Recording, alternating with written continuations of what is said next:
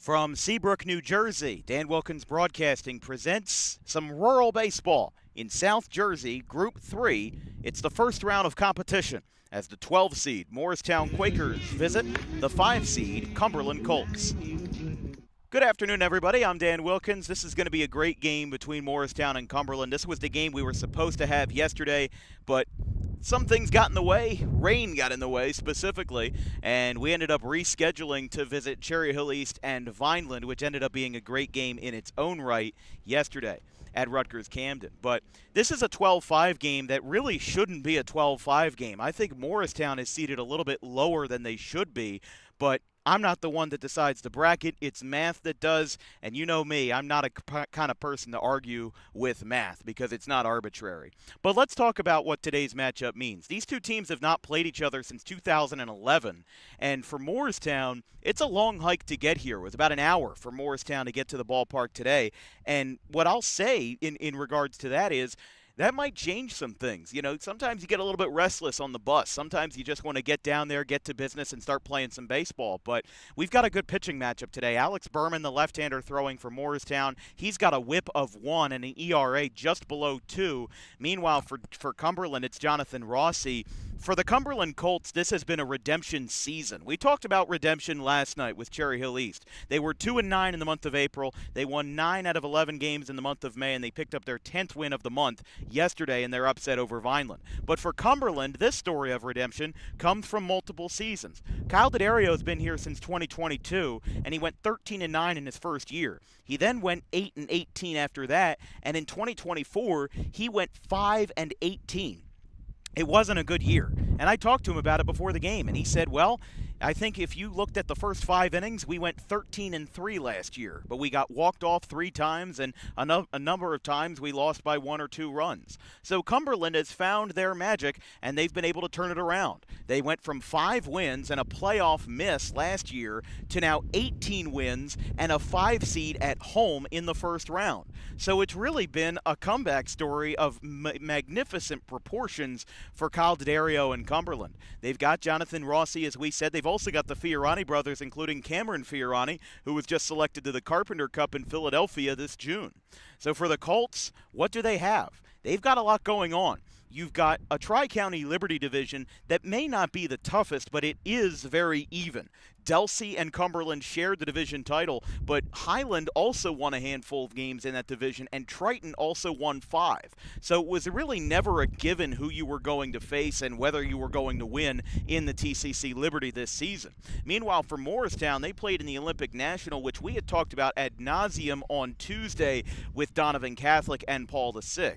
That was mostly because we thought that it was going to be a 4-way race between PVI, Moorestown, Eustis, and West, and it ended up being more of a 2-way race between Eustis and West. But don't let that fool you, because Moorestown is still 13-9, and they're still a team that can make some noise with their bats, even without the likes of Chase Kroberger in their lineup. You've got a lot of guys like Joey and Kalingo that could make a big impact, along with the freshman in their leadoff man, Berman, who's going to be able to get some balls on the bats on the ball and really be able to drive it. I think that Moorestown is a little bit bold for getting their freshman in the leadoff spot, but guess what? If you believe in it, why not? Nolan Carter, I apologize, I'm blanking on the name earlier, but Nolan Carter, he is just a beast for Moorestown, and I think that he's going to make some noise this afternoon.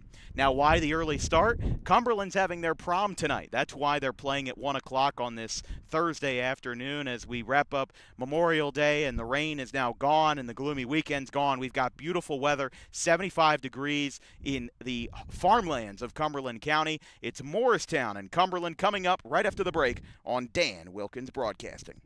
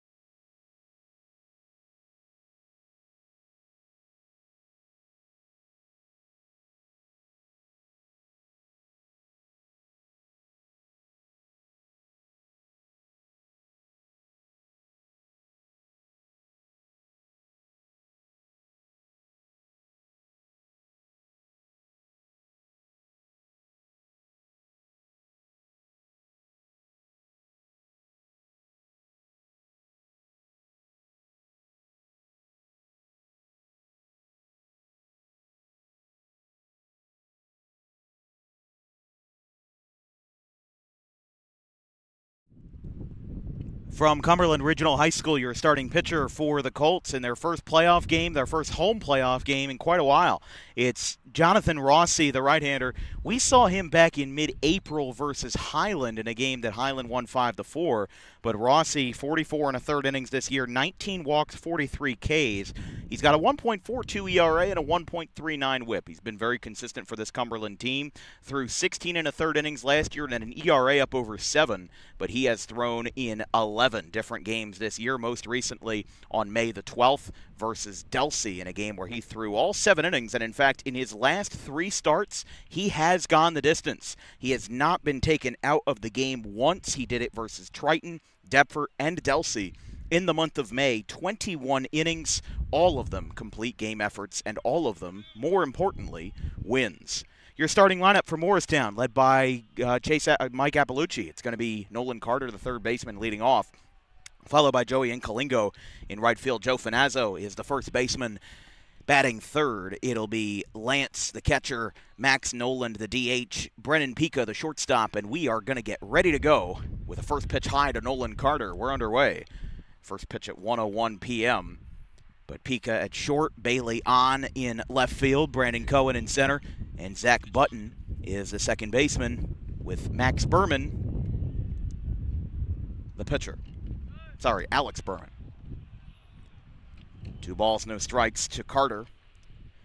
Carter, a very prolific freshman for this Moorestown team.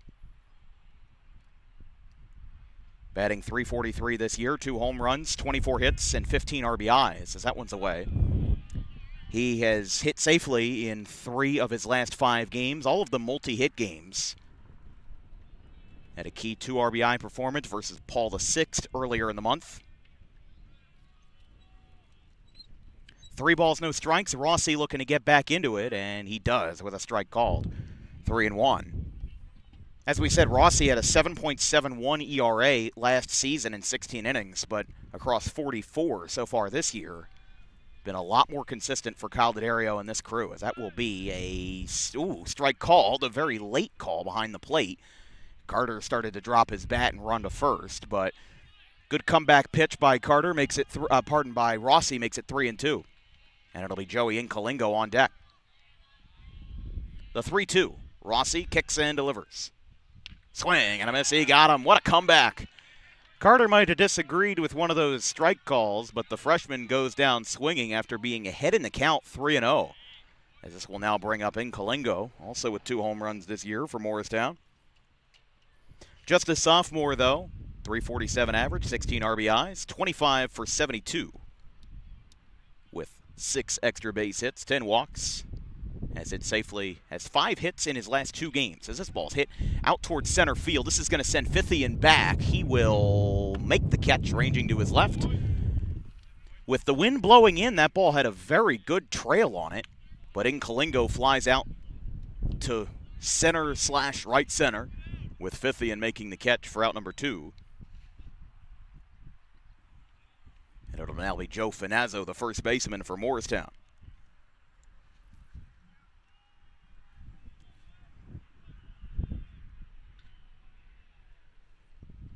First pitch skips in.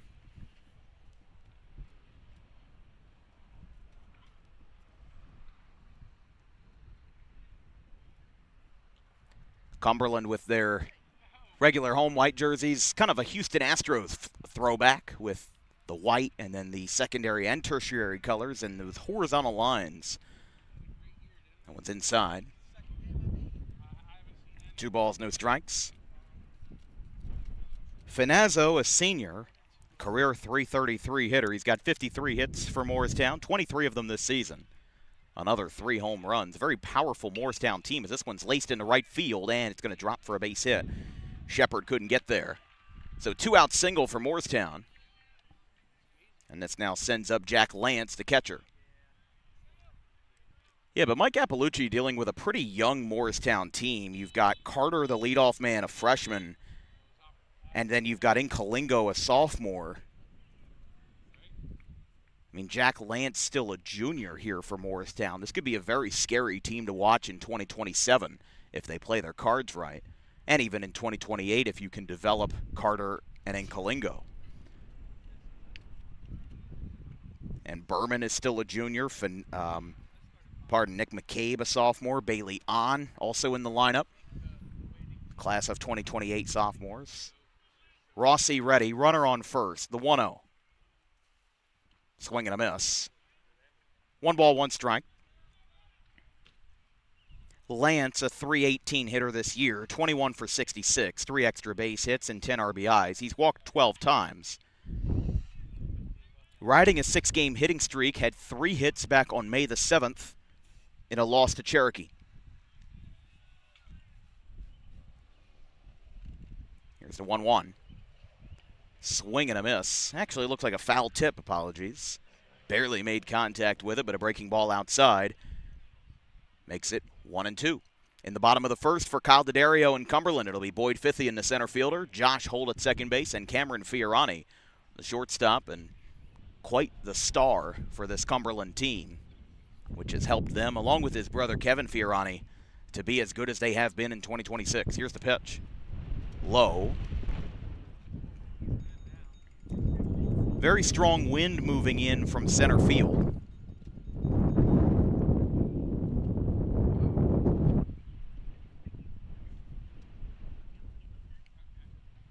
Which isn't all that surprising if you're familiar with Cumberland, as the 2-2.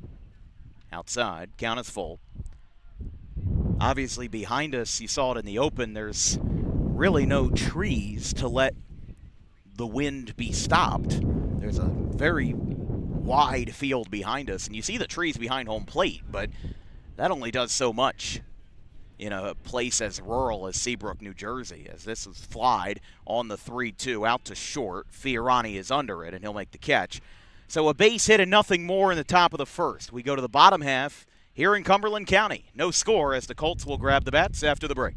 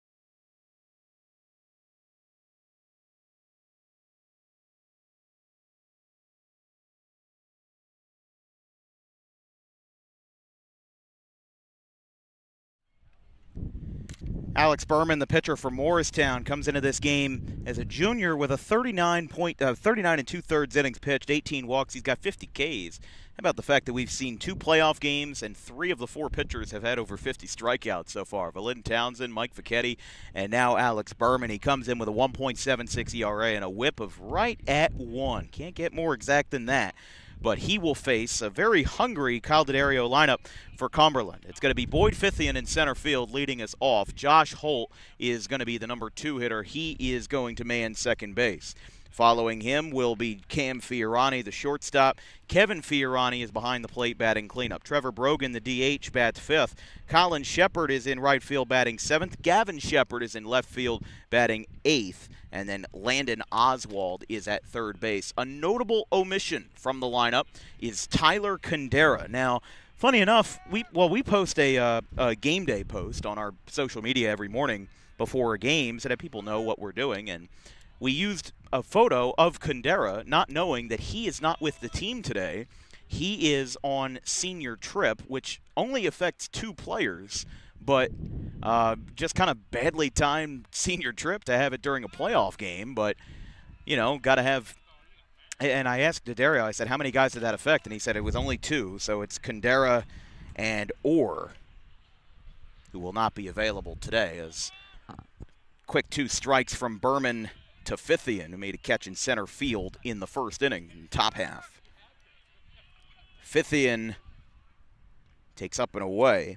The sophomore has 9 2/3 innings on the mound, but he's a .359 hitter at the plate, 28 for 78, 1 homer, which he hit on April the 20th versus Glassboro. 18 RBIs, 8 walks, and 9 hit by pitches, as that one misses inside. 8 stolen bases as well. But Cumberland as a team hitting quite well, batting .325 with a team ERA of 3.10. For the 16-8 win Colts, as this one is grounded to first. Finazzo's going to have a play. He'll just run it to the bag. And a 3 unassisted ground out is out number 1 in the bottom of the first for Holt. Yeah, Cumberland .325 at the plate this season, but last year when they went 5-19, they hit .249 with an ERA of 6.20. So this change for the Colts has really been one that's night and day, and one that's incredibly admirable because it's hard to do that overnight. They had a very young team last year, and this team is still young, don't get me wrong, but it's going to be a strike called. You also have to remember that Cumberland also pulls from Cumberland County Tech, which does not field athletics. So all players that go to CC Tech but want to play a sport, they play their athletics at Cumberland Regional but don't actually attend the school. There's a swing and a miss. 0-2. Kind of the same deal as, I can't remember what school it was, but I'm pretty sure when Sacred Heart closed their athletics department a few years before the school as a whole closed, all the kids that were at Sacred Heart that wanted to play ended up going to Vineland High School. That one's up. 1-2. Josh Holt, a senior, 25 for 77, .325 hitter, a career 270 hitter. 2 hits in his last 4 games, 1 versus Deptford and 1 versus Delsey earlier in the month. The southpaw Berman with the 1-2. Swing and a miss. He got him. So a ground out hit softly and a strikeout are the first 2 outs of the first inning. And we now go to Cameron Fiorani, who recently was selected to the Carpenter Cup. I would assume he would play for the Tri-County and Cape Atlantic co-op team, if you will, as Berman's first pitch is just off the plate. Fiorani batting .443. His brother Kevin, his older brother Kevin, who's a year up on him, batting .406. He's 31 for 70, 5 home runs, and 19 extra base hits, and he got hit. Or did he? Yeah, I think he got nicked by that, and now Kyle D'Addario is coming over from third base to check on Cameron Fiorani. Stepped out of the box, maybe it hit him in the ankle or the leg, but they will check on him. Fiorani, though, career .332 hitter, was getting valuable playing time even as a freshman, and it looks like he'll resume his at bat, so he'll be okay. But I mean, this kid could really go far, especially on a very underrated program that Cumberland is.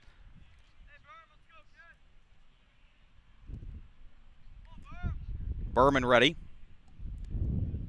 The 1-1 is grounded foul. It's 1-2. For just joining us, no action in the first. 1 base hit with 2 outs for Moorestown and Joe Finazzo. Cumberland so far down in order in the bottom half. It'll be 5, 6, and 7 in the top of the second. That's the 1-2. Swing and a miss. Man, tied him up inside with a breaking ball that Fiorani just couldn't resist. And the inning is over. So 2 strikeouts for Berman, now up to 52 for the left-handed junior. No score after 1 here in Seabrook.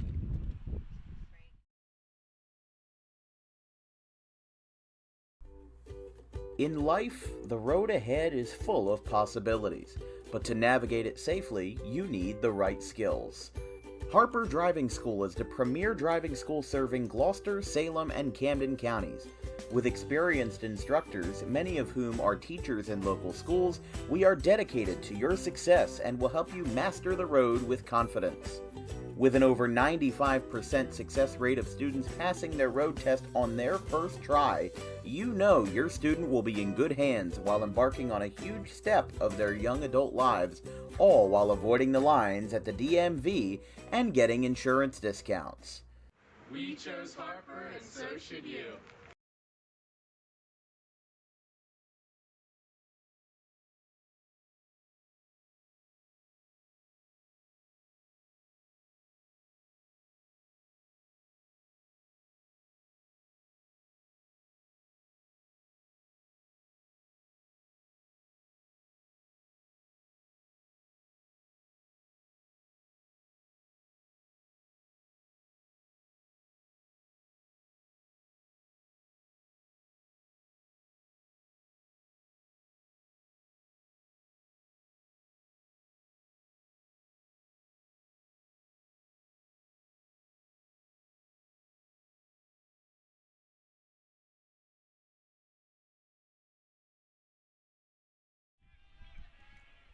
Top of the second inning. Leading off from Moorestown is Max Noland, the DH, who takes a strike. It's Noland, Pika, and On for Moorestown in the top of the second. They got one base hit, but nothing more. Noland Jr., 6'2", 14 for 56, as he pokes this one to first. Playable, and it's in time, so a 3 unassisted ground out on a soft grounder is the first out of inning number 2.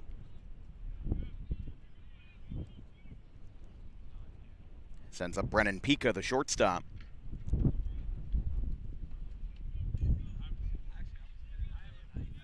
Pika, 229 hitter, 16 for 70. 3 extra base hits. He has walked 15 times. I think that's the one flaw that Moorestown has really been taken advantage of this season is they have a very top-heavy lineup. And, I mean, Nolan Carter's a fantastic hitter. Joey Nkalingo is. Joe Finazzo, not to mention their cleanup guy in Jack Lance. But once you get outside of that, I mean, you do have some guys with lower averages than you'd like to see. And that's one thing that you get a struggle with in either Group 2s or Group 3s is that you're not small enough to the point where everybody can kind of be a scrappy ball player, but you're also not large enough to the sense where you can have a completely fleshed out roster year after year. As this ball is laced, leaping is Holt, couldn't get there. It'll be a base hit. Colin Shepard picks it up. Second base hit for Moorestown today, and it comes off the bat of Brendan Pika, and it sends up the left fielder Bailey On.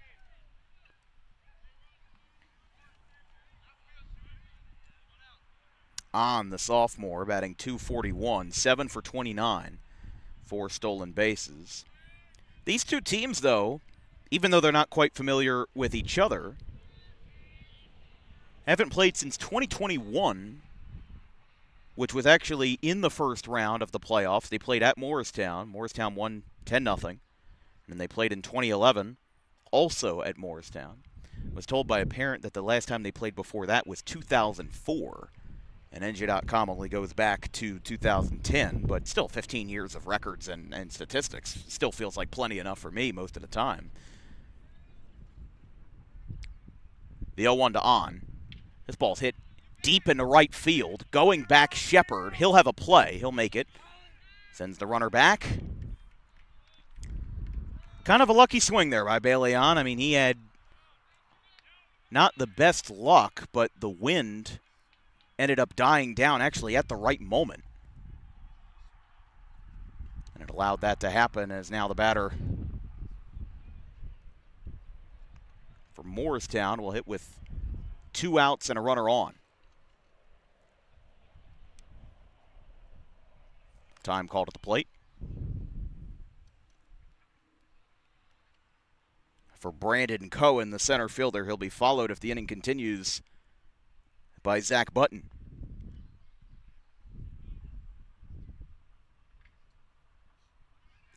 Bunt, doesn't square. Throw to second is in time. He got him. What a throw from behind the plate by Bodine, who ends up cutting him down, and Cumberland gets out of it with the runner attempting to steal. We're through an inning and a half. No score here at Cumberland.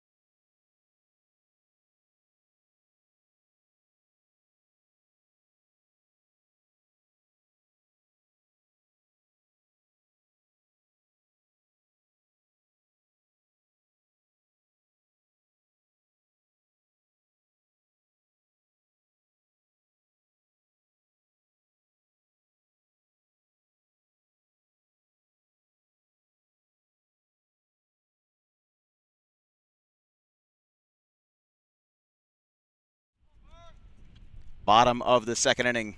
It's Kevin Fiorani leading us off after Cumberland went down in order in the bottom half of the first inning. No score after an inning and a half here at Cumberland Regional High School in Seabrook, New Jersey. Swing and a miss. Just north of Bridgeton in Cumberland County. Quite the rural spot, but we've been here for a plethora of sports, soccer, basketball, baseball. Don't think we've done a football game here at Cumberland, but that might have to change next year with, they'll have a new quarterback because Josh Bodine is graduating. So is R.J. Pierce, if I'm correct. But we saw them last year in the season opener versus Clearview, as time is called at the plate. They won 26-0 over Clearview. I feel like it's still too early to be talking about football, though. The weather's too nice, and got to get ready for our summer leagues for baseball as the 1-1. This one is poked into left field. That'll be a base hit. It'll be picked up by On. Stopping there, and Kevin Fiorani with a base hit to lead off the bottom of the second inning for Cumberland. Not a bad pitch to swing at. That was a little bit inside, but you know what? I think Kevin Fiorani made up from the mistake that his younger brother did in Cam, and he ends up taking a pitch inside, and he's able to see it a lot clearer. Because when Cameron Fiorani was making that swing, it was a lot later, and he ended up getting really tied up with that breaking ball. So the fact that he was able to come back from that, really strong effort there by the catcher, by Kevin Fiorani. No, he is the catcher. I apologize. Josh Bodine is at first base. Throwback, not in time.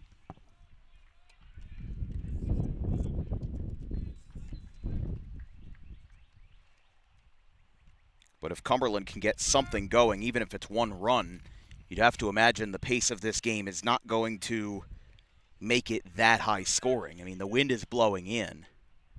As that ball's hit into left field, this one's down the line. On's got to chase it. That'll drop foul.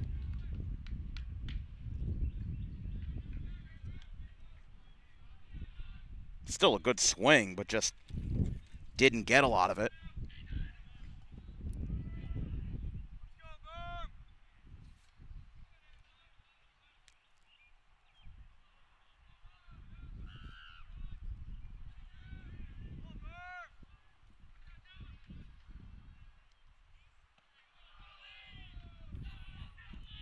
One.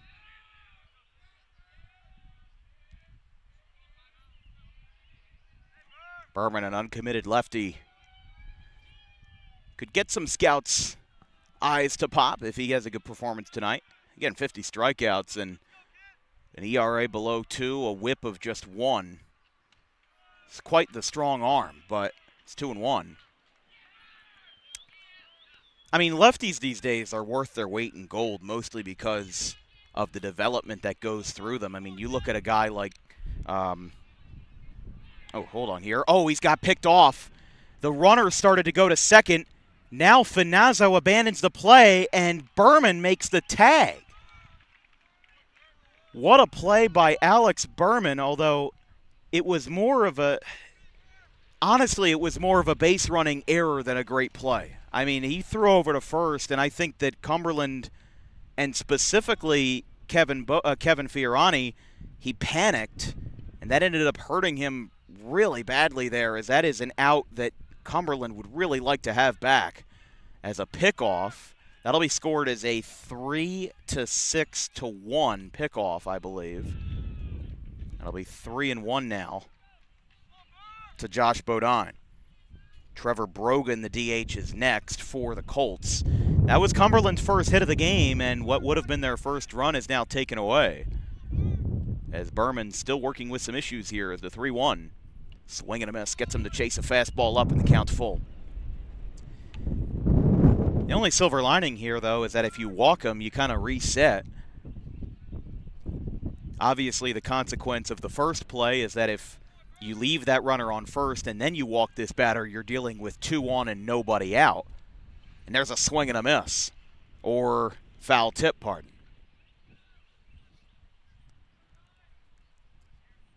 On deck for Cumberland, again, the DH Trevor Brogan in the 6th slot. You mentioned Tyler Condera is not here. He is on the senior trip for Cumberland County Tech, which, of course, as we said, as a school, runs independently of Cumberland Regional. But the 3-2 is low. That's ball 4. That's what we were talking about. I'd rather have 1 on with 1 out than 2 on with nobody out. It's a sacrifice I'm willing to make because he got the job done and he got the pickoff. As the batter is now Brogan.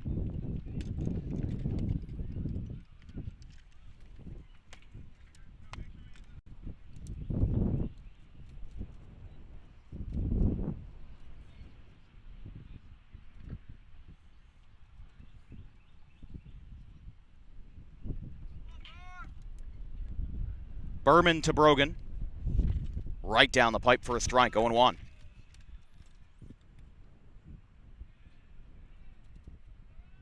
Brogan, the designated hitter. Hitting .388, 19 for 49. He's walked 15 times. And that ball gets away. Lance didn't see it, and now the runner's going to stop at second, so it's a wild pitch that honestly could have been worse because for a while Jack Lance didn't see where that ball was. Now, it's hard to tell from the outfield, but from doing games from behind the plate before here at Cumberland, it's right around the middle of the road on the backstop. I'd say it's maybe 10, 15 feet, closer to 15 from home plate to the back of the black fence. That's the 1-1. Berman delivers, or kicks and delivers. Poked foul, right field line. Brogan had 7 hits last year as a junior, 19 this year as a senior. Had a 5-game hitting streak in the month of April. Has had 4 hits in his last 5 games, had 3 RBIs, and a 10-7 win for Cumberland over Deptford. Oh, he got a balk. Berman balked, and now the runner will get to third.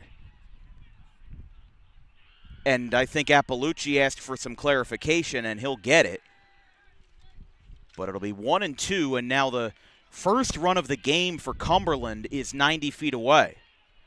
And with that, kind of in a, well, now everybody's going to move up. So infield on the grass, and that is low and inside, 2-2. Next for Cumberland will be Colin Shepard, the right fielder.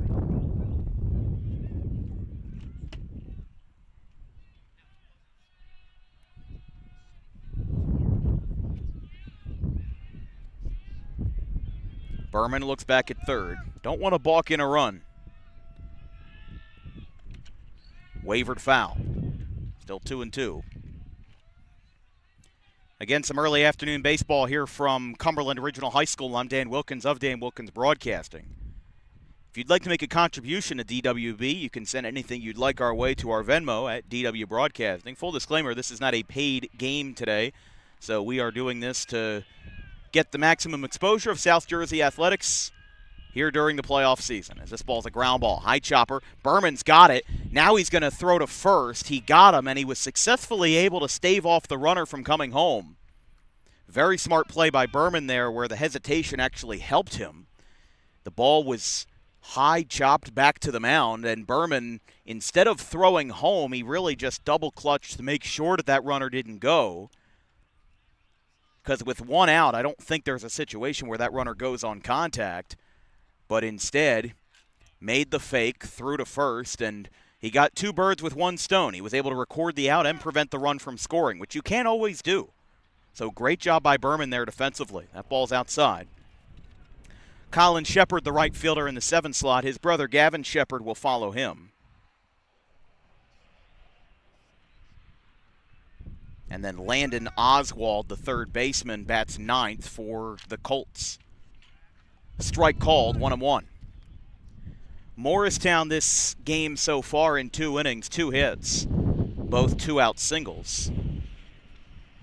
I mean, nobody's really hit the ball all that hard in this game. It's been a good pitcher's battle so far, and the defense has held up.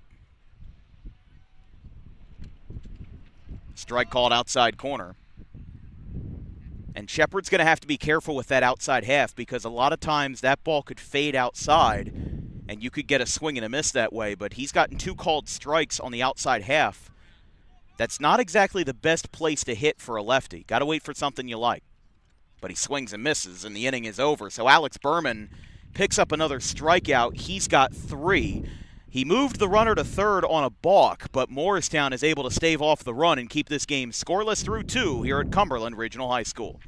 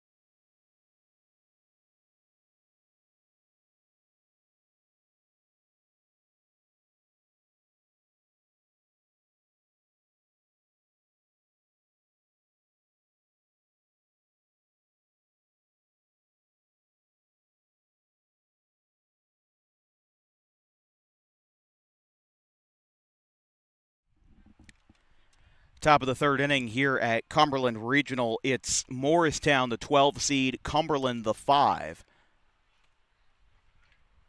In the first round of Group 3, as this ball is bunted foul down the third base line.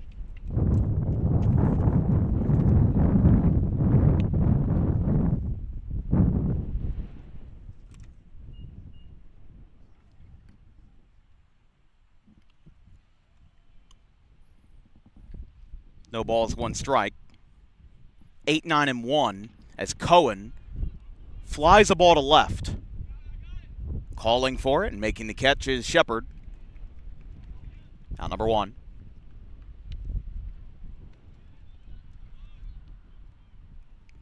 I hate to say it, but this does not feel like the environment of a playoff game.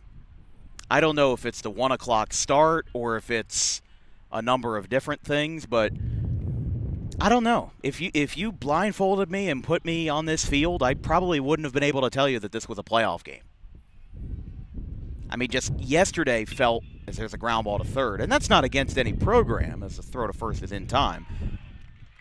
I just think it's something about the fact that, like, last night felt like a very, very true playoff atmosphere with Cherry Hill East and Vineland at Rutgers Camden, sold-out crowd on both sides. Maybe it's the rural fields of Cumberland that makes it a little bit different, but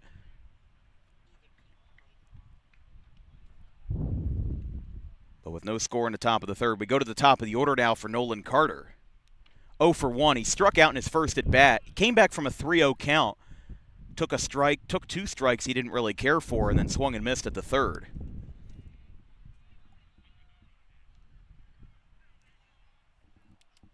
The 0-1. Another one on the outside corner, and Rossi is rolling. It's 0-2.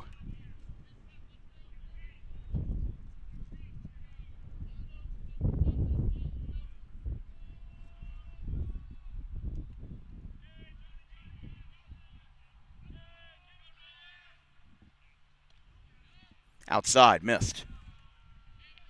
Cumberland will bat Colin Shepard, Landon Oswald, and Boyd Fithian, the center fielder, in the bottom of the third.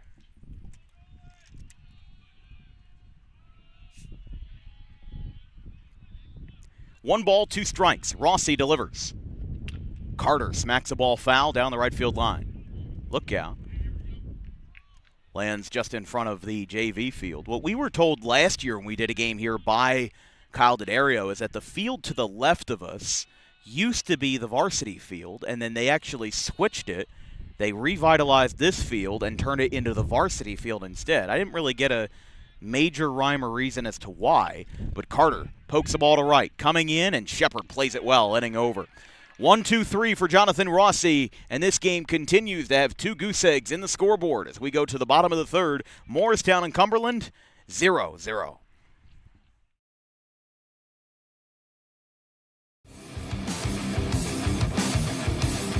Book Dog Pro Wrestling for your next event or outing for the greatest action that New Jersey Pro Wrestling has to offer. Any place, any time, any setting, Dog Pro Wrestling will bring the action to you, and you won't want to miss it for moments like this.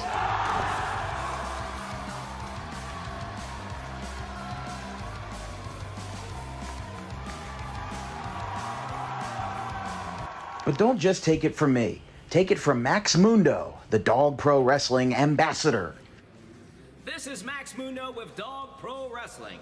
Are you a civic organization, sporting club looking to fundraise? Then look no further to Dog Pro Wrestling. We do grand openings, corporate events, and much more. And why not from some of the wrestling talent themselves?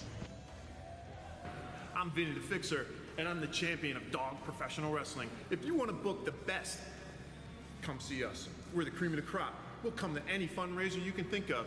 Just name the place and we'll show up. This is the upstanding Dylan Mesh, and for the entirety of my professional wrestling career, dog wrestling has been a mainstay for where I like to wrestle. So you can believe me when I say that it is quality. And I'm upstanding. I'm the only opinion you need. Yeah! It's your boy Gabriel Hodder here with my man Matthew Oman, and if you want your events to be all fight, no flight, then book Dog Wrestling so you can witness true primal fear. Woo!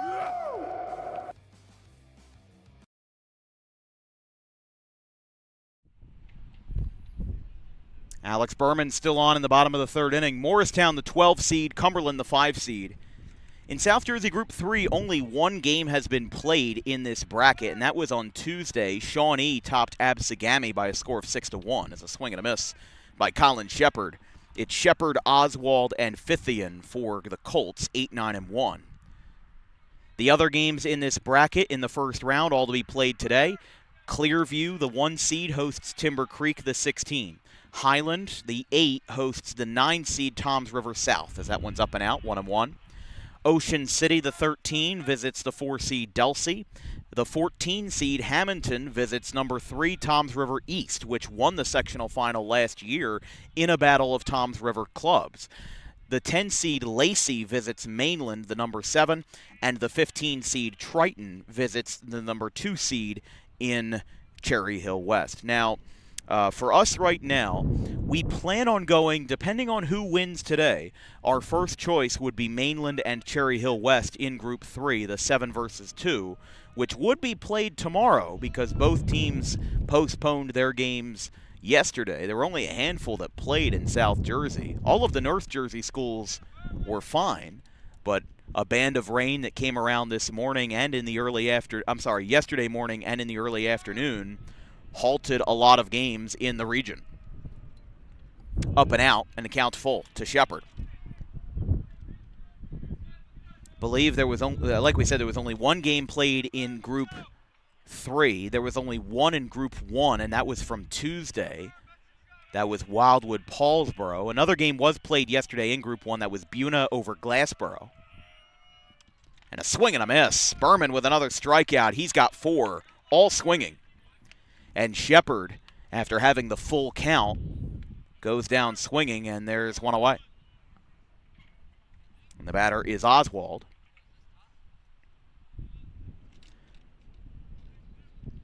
So Oswald, the 9-hitter.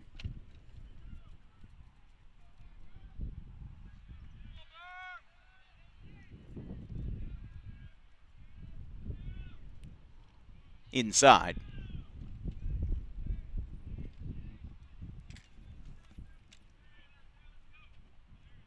Oswald manning third base.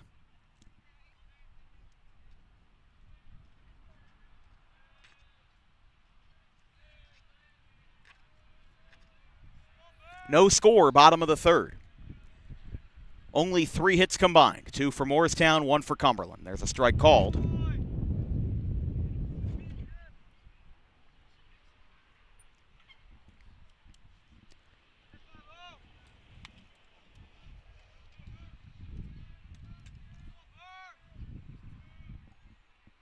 Here's the 1-1. Taken up and out. Oswald, the 256 hitter as a junior, 11 for 43. 2 extra base hits, 6 RBIs. He's had at-bats in all 4 seasons with Cumberland, but only had 2 as a freshman. Has had 25 or more in the next 3 seasons. Ground ball through the middle, and the 9-hitter does his job. That ball almost got stopped. It goes into center field. And Landon Oswald, out of the 9 slot, pokes a base hit up the middle. Almost got stopped there, not by Pika, but instead by the second baseman for Moorestown in Button. And we now go to the top of the order for Boyd Fithian, the center fielder. Fithian made a nice defensive play in the first inning. Otherwise, though, at the plate, he's 0 for 1, grounded out softly to first base.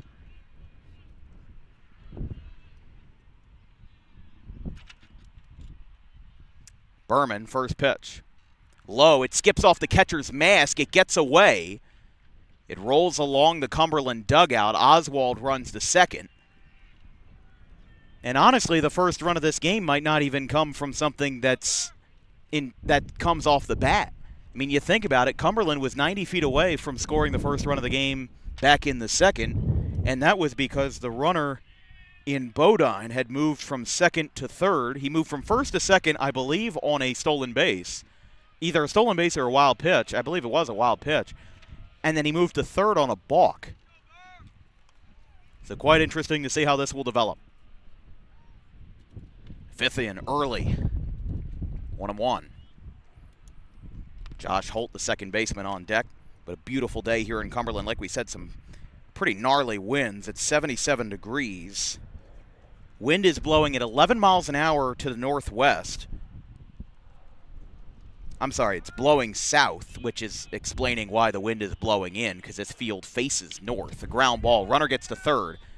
Slow roller to be picked up by Button. He'll make the play. Now they're going to back pick to third. A risky play, but he's safe. Carter was able to take that in.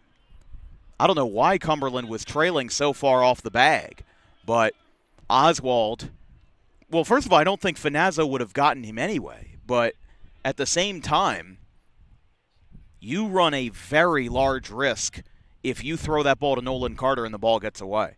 If that goes down the left field line, or if it skips out of play, or even if it does, even if it stays in play, you've got a very high chance of allowing that run from third to come in, and that is a risk that I do not want to bear.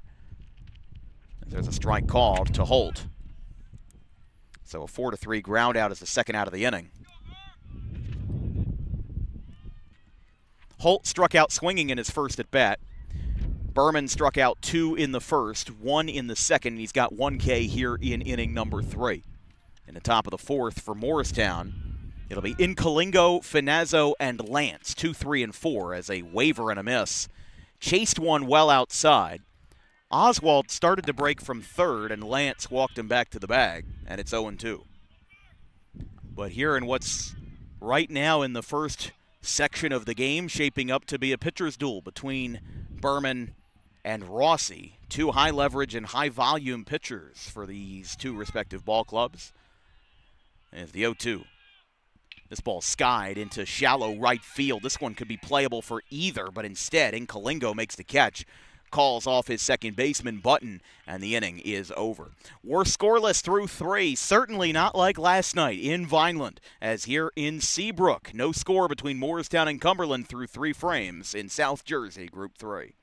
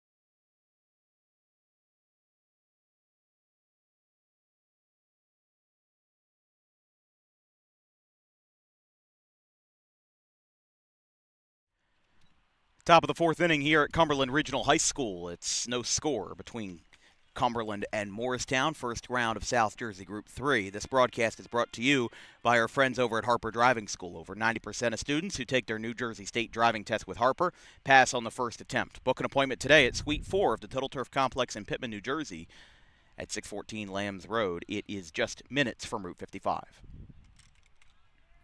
Incalingo, Finazzo, and Lance. It's a 1-0 to the right fielder and sophomore Incalingo. That one's up and out.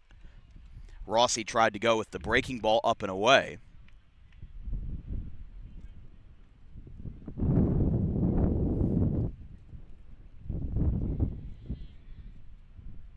Two-0. Low and out. 3 balls, no strikes. Well, this is how Rossi started the first inning. He was down 3-0 to Carter.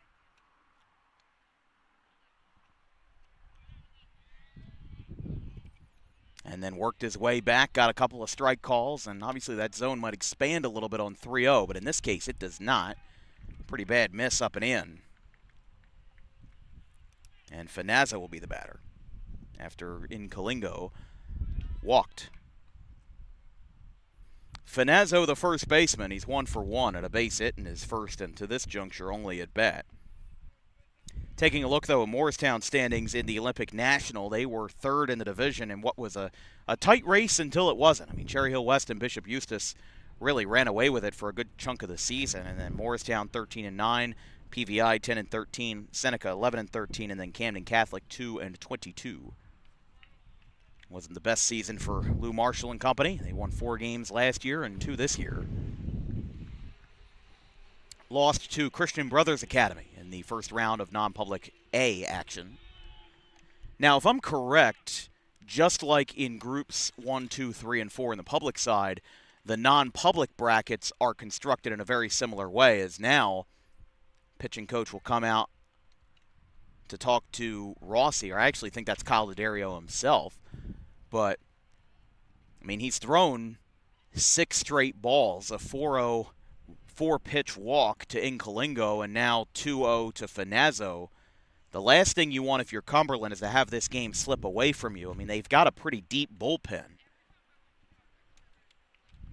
But I still think that it's worth keeping an eye on. And in the playoffs, we talked about it last night with Vineland, with Valin Townsend. He was having trouble, and I said you can't afford to just wait it out like in the regular season. You've got to nip it while it's, still around before it becomes a problem. Fouled back, and it's 2-1. Finazzo and then Jack Lance for Moorestown. Like we said, not too many common opponents. These two have played each other twice in the first round of Group 3 playoffs. Once in 2011, one in 2021. Moorestown won both games, and they shut out Cumberland in both. Won 10-0 in 2021, 4-0 in 2011. Not sure of the score when these two met in 2004. Can't go back that far. Maybe look at some newspaper clippings, but it's 3 balls, 1 strike. With Lance in the on-deck circle will be a big spot for Moorestown to have 2 runners on. This ball skied into right, down the line. It'll go foul. Look out. And it's 3-2. The 12 versus 5 seed. Moorestown the 12, Cumberland the 5. I mean, hey, we saw an upset last night. Cherry Hill East the 11. They'll face either GCIT or Cherokee in the second round. That should be a great game no matter who wins that one. Might be the first time in a while I've said a 14 versus a 3 game could basically be even because of how much of a riser Cherokee has been. A team that won the Group 4 state championship last year, beat Westfield, one of the most dominant teams in the state, and there's strike 3, inside corner. Beautiful snapback breaking ball from Rossi. He strikes out Finazzo looking. He didn't really like the call, and it's the second strikeout. But again, another game where a guy that's a high strikeout pitcher inducing a lot of contact. We saw it last night with Valin Townsend. He threw 4 innings versus Cherry Hill East. A guy that came into the game with 50 strikeouts only struck out 2 across his entire outing. Now, Mikey Fichetti, he went 5 2/3, and he struck out 6, which for a guy that's got 66 strikeouts, that actually might have been a little bit low for him. But a strike called to Lance. It's 0-1. 1 away, 1 on for Moorestown in a game that hasn't had a lot of big moments yet. It feels like for a scoreless game there hasn't been a lot of tension building. Just feels like whoever scores first has a good chance of winning this game. And if that's Moorestown, they'd be the 12 seed advancing to face either Ocean City or Delsea. Only way they get a home game is if Ocean City upsets Delsea. That game is scheduled for 4. The 0-1. Just missed.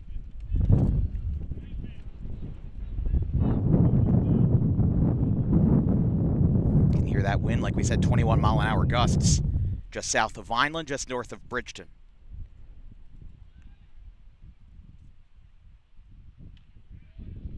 Strike called.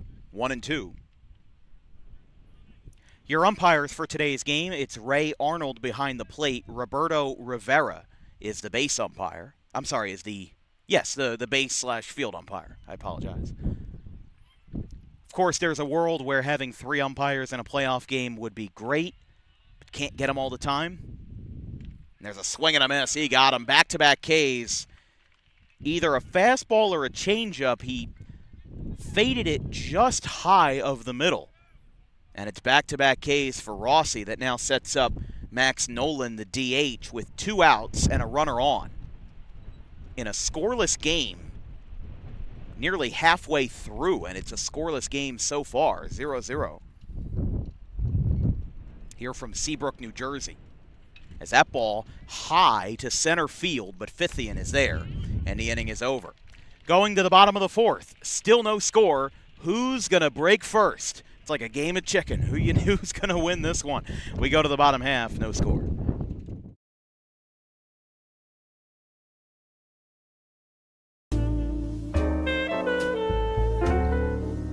May is Mental Health Awareness Month. It is the responsibility of all of us to make sure that our friends, family, and anybody who we hold dear in our lives is feeling well. The problem with spotting mental health issues is that the symptoms aren't that obvious. Just because someone is okay or appears okay on the outside doesn't mean that they're okay on the inside. It's important that if they are in distress, that they call the right people and they get the help that they need. And it is very important that we treat each other with respect, regardless of who you are or where you come from. But it is just as important that we treat ourselves with respect, regardless of the situation going on in our lives. If you're in distress, you can call this number, 988, or you can visit any of these websites if you're not in distress, but would like to learn more information about mental health awareness and research.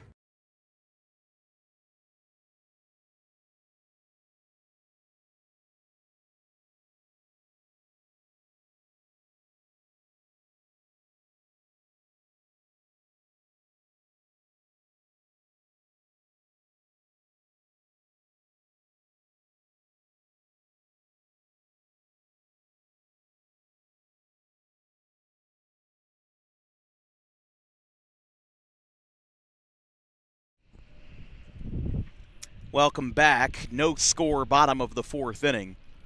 If you're a small business owner interested in advertising with Dan Wilkins Broadcasting, you can send us an email with thedanwilkinsshow@gmail.com. That email is also available in the description of our YouTube video. That's thedanwilkinsshow@gmail.com, as it's a 1-0 count to Holt.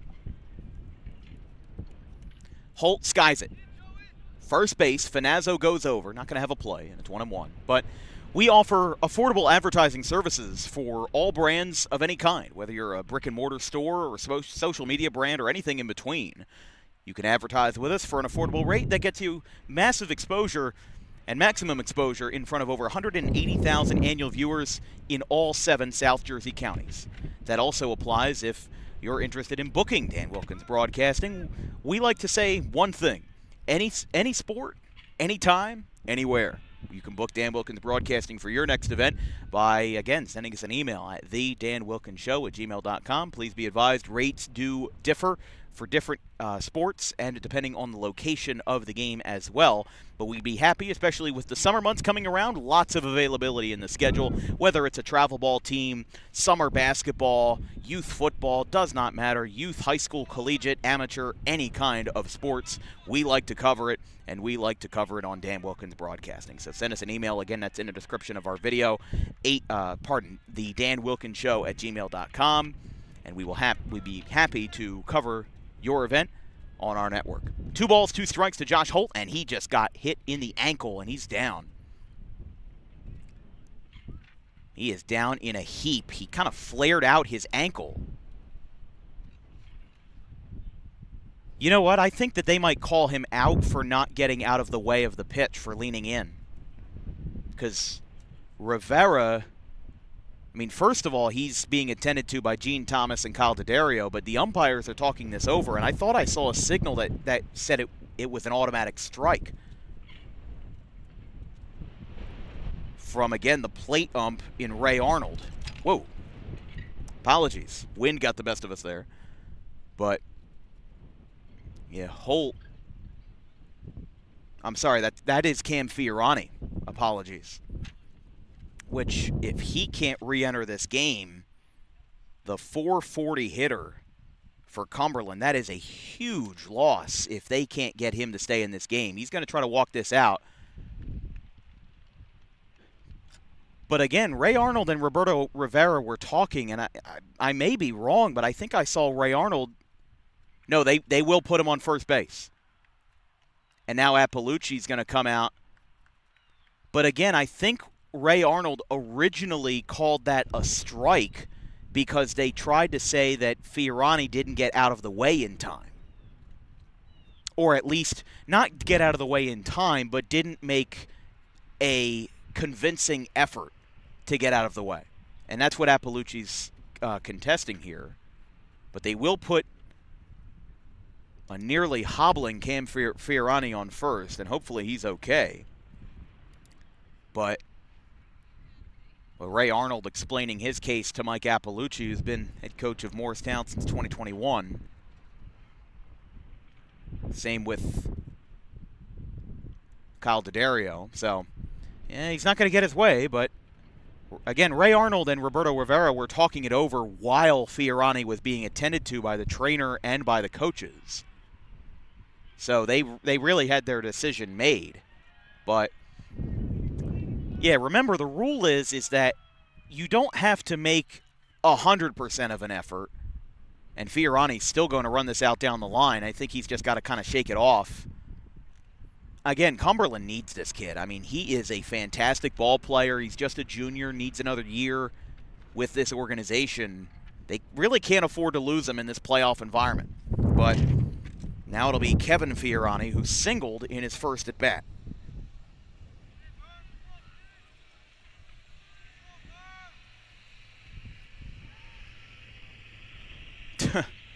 Throwback to first.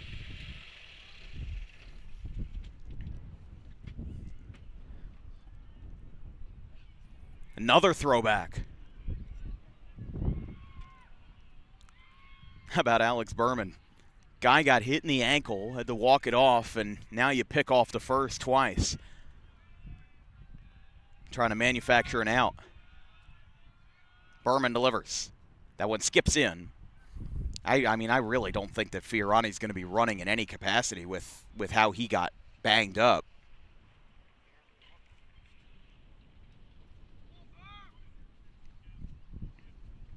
But Kevin Fiorani, he singled in his first at-bat. He was cut down at first base on a pickoff. A very well-constructed one at that, as this one's popped up. Shallow left field. Pika is under it, and he makes the catch. It's the first out of the inning. And now sends up Josh Bodine, the first baseman, for the Colts here in a scoreless game, bottom of the fourth. So yesterday's game was chocked full of offense, and this game chocked full of pitching and defense.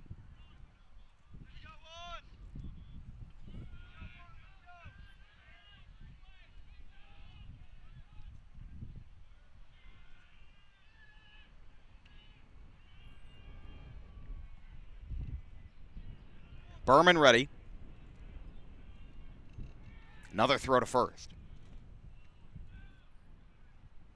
I kind of get why he's doing it, but at the same time, I'm a little bit indifferent about it. Or a little bit, I should say, conflicted. Because Cam Fiorani has the smallest lead over at first. He's maybe 3 steps off the bag. That one's fouled back. And, I mean, sure, if you want to take advantage of the fact that he's, maybe a little bit banged up, try to get an out of it. Listen, it's a playoff game. I'm not going to – if it was the regular season, I probably would have been a little bit more up in arms about it. But you do need to get every out, and sometimes that means that your humility goes out the window a little bit. But, I mean, he's not going to run. And at least I don't think he will. He's barely walking to first, and he obviously got hit very badly in what looked like it was his front ankle, his left ankle. No balls, 1 strike to Josh Bodine. That one's up and out. But Cumberland not only needs that base runner, they need that run. Which also might be why Berman's throwing over. It could be anybody over at first base, regardless of if you got hit. He's probably going to throw over just for the sake of saving the run. That's how he got his older brother, Kevin Fiorani, out in the bottom of the second inning. It was a very well-constructed pickoff. And there's a strike called. 1-2. So, yeah, he might not even be throwing over to first for the sake of trying to take advantage of what could be a banged-up base runner. He just might be doing it for the sake that it's a 0-0 game, and even if that first base runner was, as happy as a horse, he might not be able, or as healthy as a horse, I should say, he might throw over there anyway. 2 balls, 2 strikes. That ball, good stop behind the plate by Lance to prevent that ball from getting up and out of the backstop.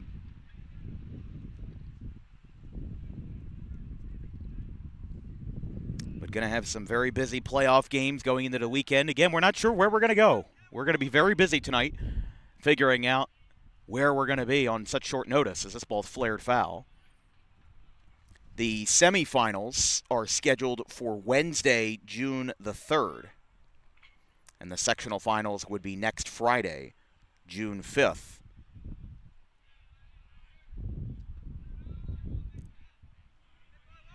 It was originally supposed to be that the first round was to be played on Tuesday. That ball takes a shot foul, lands in front of the Moorestown dugout, still 2-2. But enough teams were unhappy with the prospect of playing the day after Memorial Day that the NJSIAA said that they would end up moving it back a day to Wednesday. Now, teams were still able to play on Tuesday if needed, or I should say if agreed upon.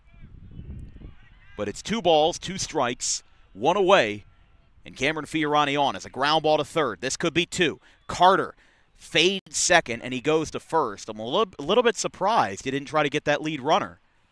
But instead, he just goes to first. He gets a 5-3 ground out, and it's out number 2 here in the bottom of the 4th inning. I don't even think that's a freshman play that Nolan Carter made there. I think that he was trying to take advantage of the fact that, I don't know. I feel like you should go for the lead runner there, but at the same time, if Fiorani's not running as quickly, then maybe you get a trade-off, and if a guy like Brogan here flares the ball into the outfield, try to make a play at the plate. But only 2 hits on each side. 2 for Morristown, 2 for Cumberland. All have been singles. Not really a lot of big swings. But sometimes that's not what you need. Sometimes you just need fundamental baseball, and that's what can win the game.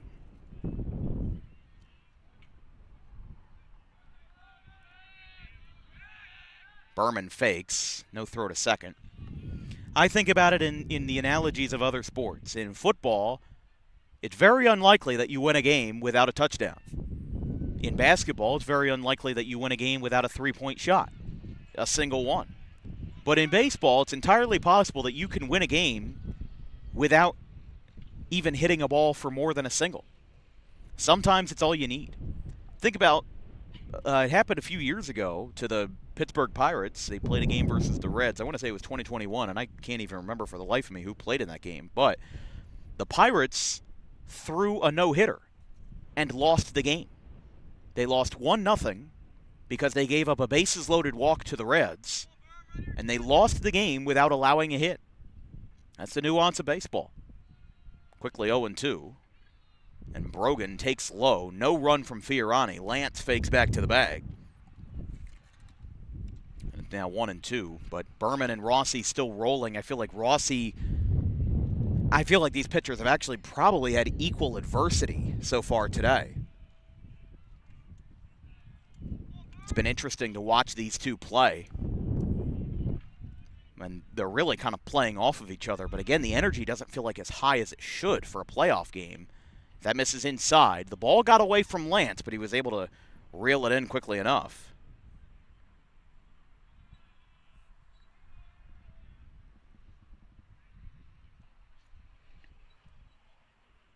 A hit-by-pitch to Cameron Fiorani that left him pretty banged up on the ankle. He's now at second base. That led off the inning. A pop out to shortstop by Kevin Fiorani and a ground out to third base by Bodine. Sets up a 2-2 count. And a swing and a miss. He got him. Alex Berman makes Brogan miss on a curveball that just drops off the table. And that is strikeout number 5 for the uncommitted junior lefty. We are still scoreless. Who is going to break the ice first? If the ice doesn't melt first, it's no score after 4 in Seabrook.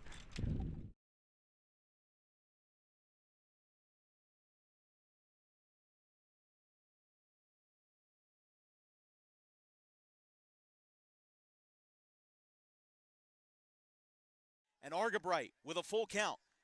Outfielders in communication for the Quakers. Everyone's looking around in a tie game. Bottom of the 6th. The 3-2 payoff. Ground ball. It's going to get over the head of Tolbert into left field. That's a base hit. 2 runs. Rivers, when asked, 5-3. Alex Argabright has given the Golden Eagles a 5-3 lead in the bottom of the 6th inning. Doubleheader reached first on an error in the first at-bat of Game 2. This one's lined into center field. Slider going over. He dives. Did he make the catch? Yes, he did. Ryan Slider makes the catch. Not on a slide, but instead on a dive. 2 away.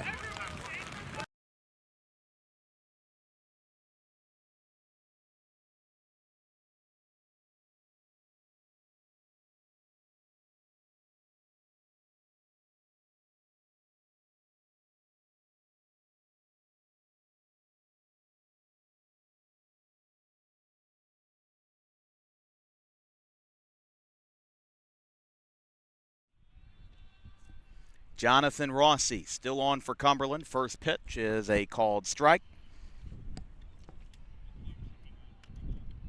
Pika on and Cohen, 6, 7, and 8 for Moorestown in the top of the 5th inning. Here on Dan Wilkins Broadcasting here in the farmlands of Cumberland County in Seabrook, just north of Bridgeton at Cumberland Regional High School.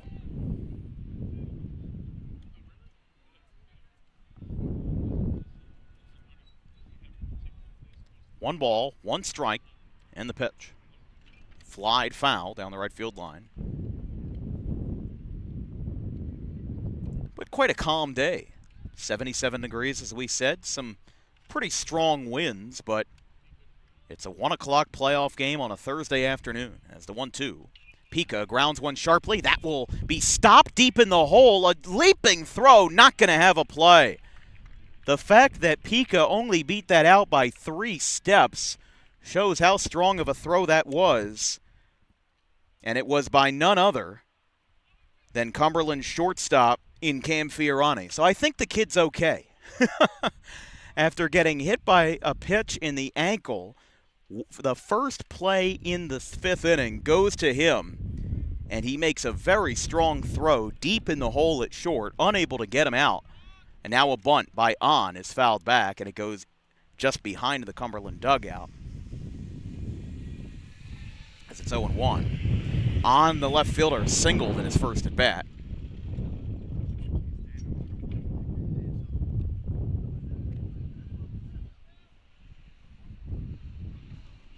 Here's the 0-1. Rossi getting him stepped back in the box. And a throwback not in time. Haven't seen a game like this in a while. Just a low-scoring affair. We've had a few Kingsway Gloucester Catholic games that have been like this, where you're just waiting for somebody to break. As now, fake back pick by Kevin Fiorani.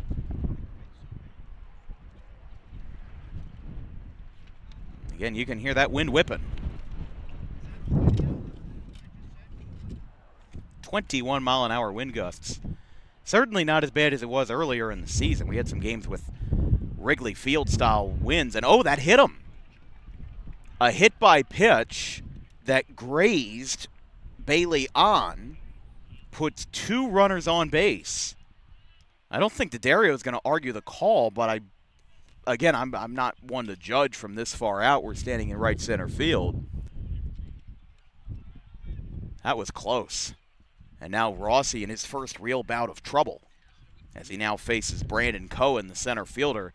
Have to expect a bunt here. Anything to get the runners across. They do. He drops it down. It goes in front of the mound. He'll have a play at first. He got him. Tags the bag. He got him.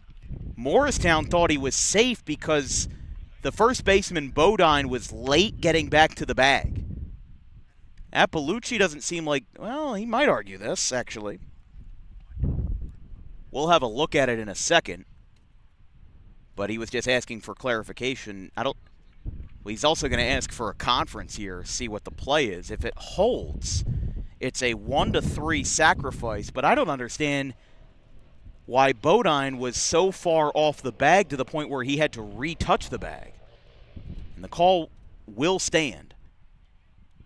But the sacrifice bunt is successful. It puts runners on second and third with one away in the top of the fifth inning, as Moorestown's going to look to break through for their first run and the first run of the game with their number 9 hitter in Button. Zach Button, the second baseman. The strike called, 0-1.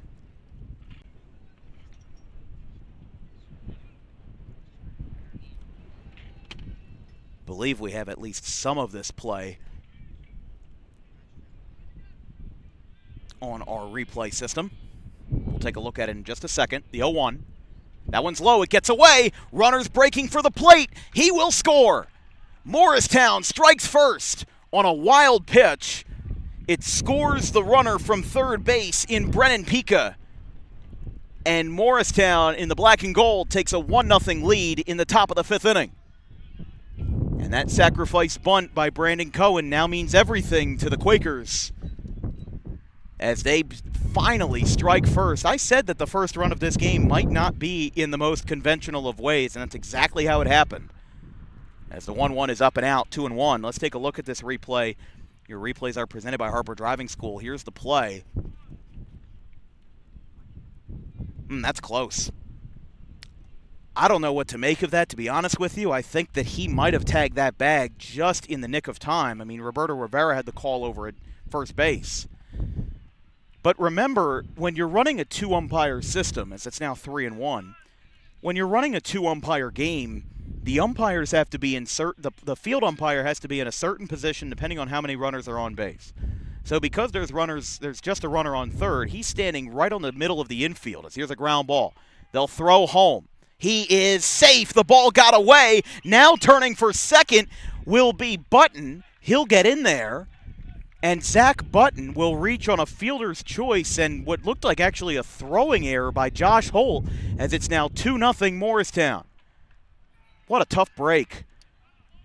Some defensive breakdowns give Moorestown and the Quakers the first runs of the game. Yeah, that'll be a throwing error on Holt. I mean, that was a close play. I think he would have had a shot at it, but also Button being able to run to second on that throw definitely solidifies the error. So runner on second now. Carter to third. Now he's going to get this runner in a rundown. They've got somebody covering third, and running out of time will be Cam Fiorani, but getting to second will be Carter.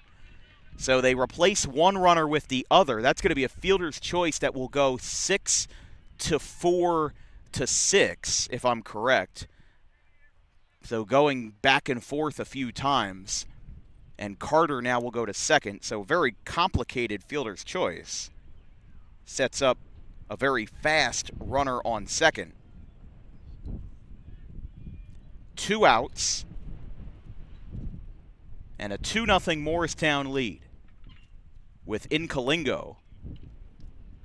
Now it feels like Moorestown has their groove. I mean, they're swinging the bats a lot better. I don't know if Rossi's out of gas or just, you know, maybe the pressures. And it's very difficult to stifle an order 3 times in a row. You know, we always talk about, when we talk about the Phillies, is, you know, how can you get the third rotation of the order through from your starter? Well, you have to be on your A game for that. As Incalingo, right field. This one's hit straight away. Shepard is there, and he'll make the catch for the third out. But Moorestown is on the board. A throwing error and a well-timed wild pitch give the Quakers the lead that they needed. We finally have some offense in this game. We go to the bottom of the fifth. It's the Quakers 2 and the Colts 0.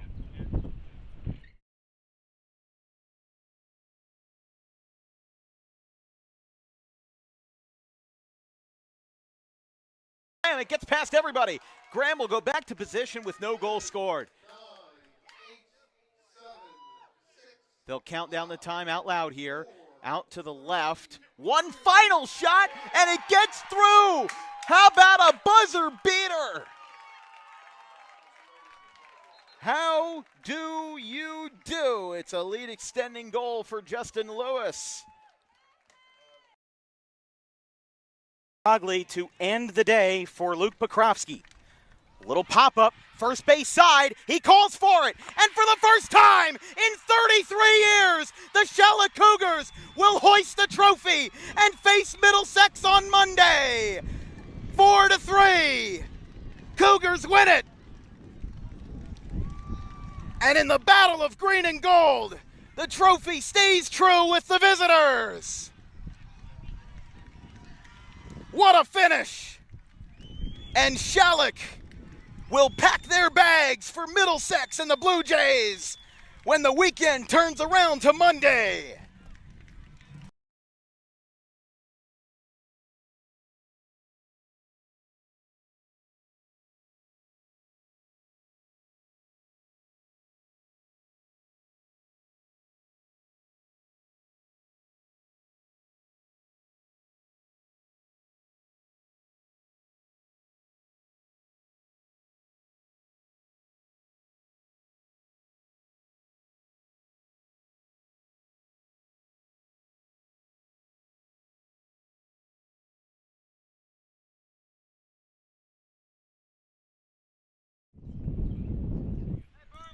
Bottom of the fifth inning, 2-0 Moorestown here. Alex Berman still on. First pitch missed to Gavin Shepard. It's Gavin Shepard, Colin Shepard, and Landon Oswald, 7, 8, and 9 for the Colts in the bottom of the fifth. Big swing, big miss, 1-1. But some folks coming in more is got Group 3 playoffs, 12 seed Moorestown versus 5 seed Cumberland. I've said before, and I'll say it again, that Cumberland is a great team, but Moorestown should not be the 12 seed. I mean, this is an Olympic national club. As this ball's popped up to third, Carter might have a play on this, and he does not. Just ran out of room. Shepard was late out of the box, and it's 1-2. But, I mean, in this bracket, Lacey is the 10 seed, and the 11 seed is Absegami. I think Moorestown is better than both of them. I'd say that the lowest I would have put them is 10th. The 9 seed is Toms River South. Maybe that's where I'd stop the line, and I'd put Moorestown 10th and TRS 9th. But at the same time, power points exist for a reason. I would have a lot more of a grief with the playoff seeding if it was decided, you know, by folks in suits in a dusty room, you know, in a smoke-filled room at the 11th hour. But because it's decided by math, really can't be mad at it. What are you going to do, blame the calculations? Now people have. I think that the PowerPoint system isn't perfect, but what it does is it rewards strength of schedule. And isn't that what we should be doing all along? Now, I think that it goes a little bit too far in the fact that your best loss is rewarded more than your worst win, which I guess I understand it in a sense, but I mean, the way that the numbers work, and even I don't understand all of it, especially for baseball, but when you're playing 20 to 25 games in a regular season, it depends on how many divisional games you have to play. Give Morristown an example. You play 2 each against West, Eustis, PVI, Seneca, and Camden Catholic. That's 10 of your games right there. And then you play a select few against your other divisions inside the conference. Let's say that's 5 games. You play a handful of those. You got 15. And then if you want to play 24 regular season games outside of tournaments, outside of the Diamond, there's a swing and a miss. Berman with 6 strikeouts. That basically allows you 9 non-conference games. Now, of course, that's different for a team like Cumberland that plays in a larger division, or even the Shore teams. That, I mean, you rarely see Shore Conference teams competing in non-conference matchups because they have their hands tied with playing teams inside their conference. They've got divisions that are 8 or 9 teams large, and by the time you get through that, and by the time you play other teams inside the conference, it's actually kind of rare to see a Shore Conference team travel outside of the conference, and if they do, they'll either find a Cape Atlantic team or a GMC team. It was actually kind of rare that I saw that Toms River South played Shalleck in non-conference play back in April, and Shalleck won that game, I believe, 8-7. That really helped them. Group 1 versus a Group 3. That one's inside. 1 ball, 1 strike to Colin Shepard. Back-to-back strikeouts, ending the fourth and opening the fifth for Cumberland. Shepard is 0 for 1, a strikeout swinging of his own. All 6 Alex Berman strikeouts have been swinging, as that one's up and out. Feel like for the Colts here, for the orange and white, patience is going to be a big part of this game. Berman's only allowed 1 walk, but Cumberland also only has 2 hits, and they have all been very soft, very light base hits. You're not going to put a big swing on the ball versus a guy like Berman, but I think it goes back to the old school philosophy, as it's 3-1,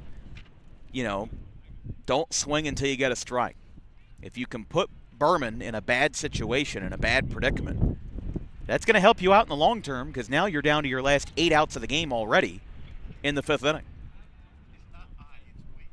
A strike called. It's 3-2.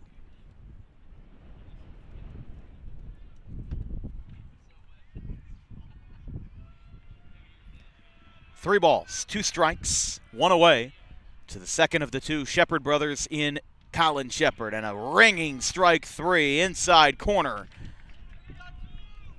3 Ks in a row for Alex Berman, the southpaw. He's got 7 so far today for the tall lefty. And it'll now be Landon Oswald, the third baseman, hitting for Cumberland. Got to put the bat on the ball here. I mean, worst comes to worst, you lead off the 6th with Fithian, Holt, and Cam Fiorani. But I still want to get the gears turning somewhat. I'd rather start an offensive spark now than later, because later might not come if you're Cumberland. Now, what I would also say in regards to that is that if Cumberland still loses today, this is still a transformative season for the Colts. They won 5 games last season, last in the division. I believe they were second to last. Deptford was behind them. But as we said, we talked with Kyle D'Addario before the game, and he said it was a lot of bad luck last year. He said if you looked at Cumberland last season through the first 16 games, through the first 5 innings, Cumberland was 13-3. But there were a lot of games where the defense broke down, the bullpen broke down, and they lost by just a few runs.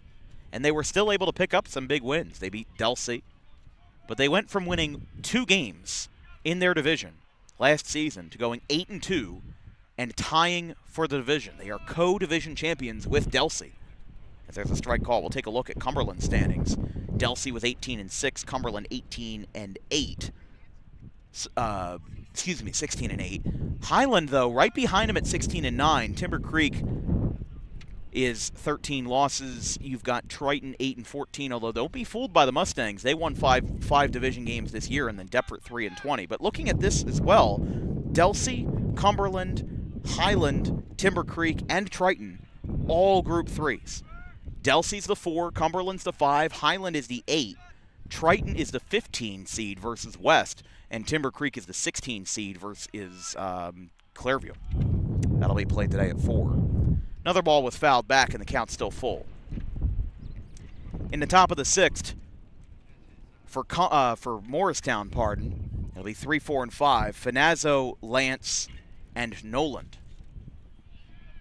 2-0 Morristown, trying to preserve the lead here with nobody on and 2 outs. Fly ball.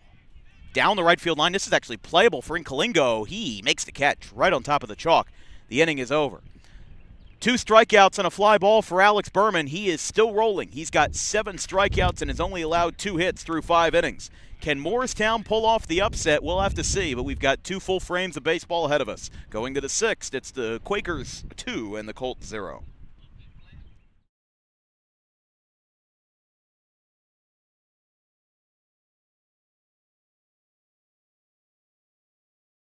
Epplite, he's, again, one time leaving the bases loaded is frustrating enough. Doing it twice in a row. Oh, how about this? Line drive. No, he's throwing it around the infield. They're going to throw him out at first. He's out. I have never seen that before. That is a 5-4-3 ground out because the third baseman thought he caught it. The home plate umpire said no, so he threw it around the infield and then got the out at first anyway because the batter thought he was out. The batter stopped. The third baseman thought Everybody he caught stopped. it, and it touched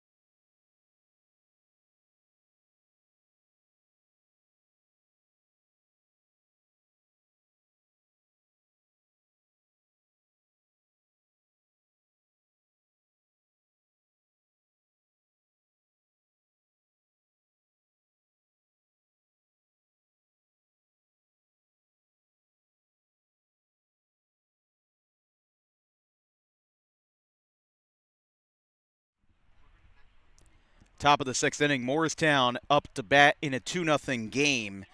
It's Finazzo, Lance, and Noland, 3, 4, and 5. But Jonathan Rossi still in for Cumberland. Kyle D'Addario still keeping his wits about him and keeping his star right-hander in the game. I mean, Cumberland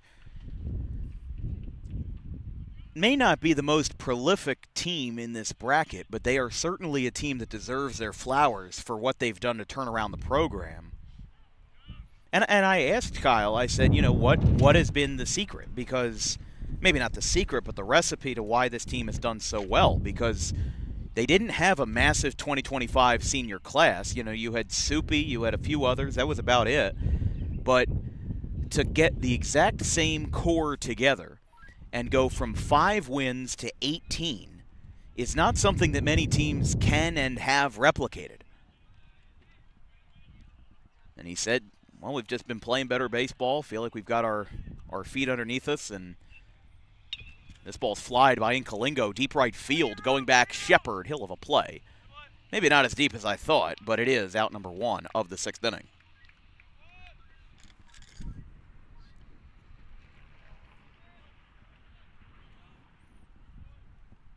It'll now be Lance, the catcher.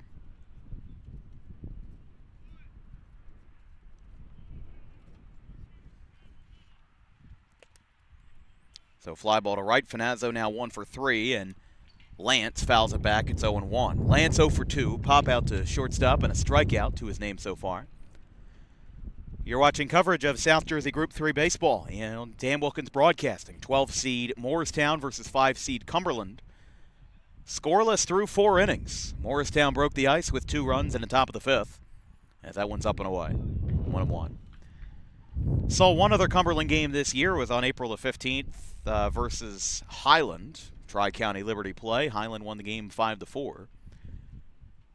Saw Moorestown once this year as well on April the 22nd versus Cherry Hill West.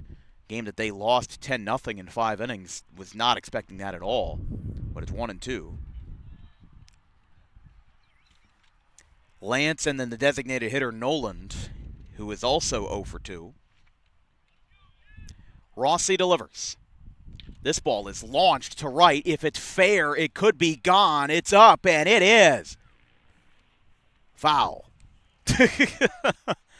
Hard to tell from that angle, but that ball had a home run swing. Unfortunately, it was to the right of the foul pole.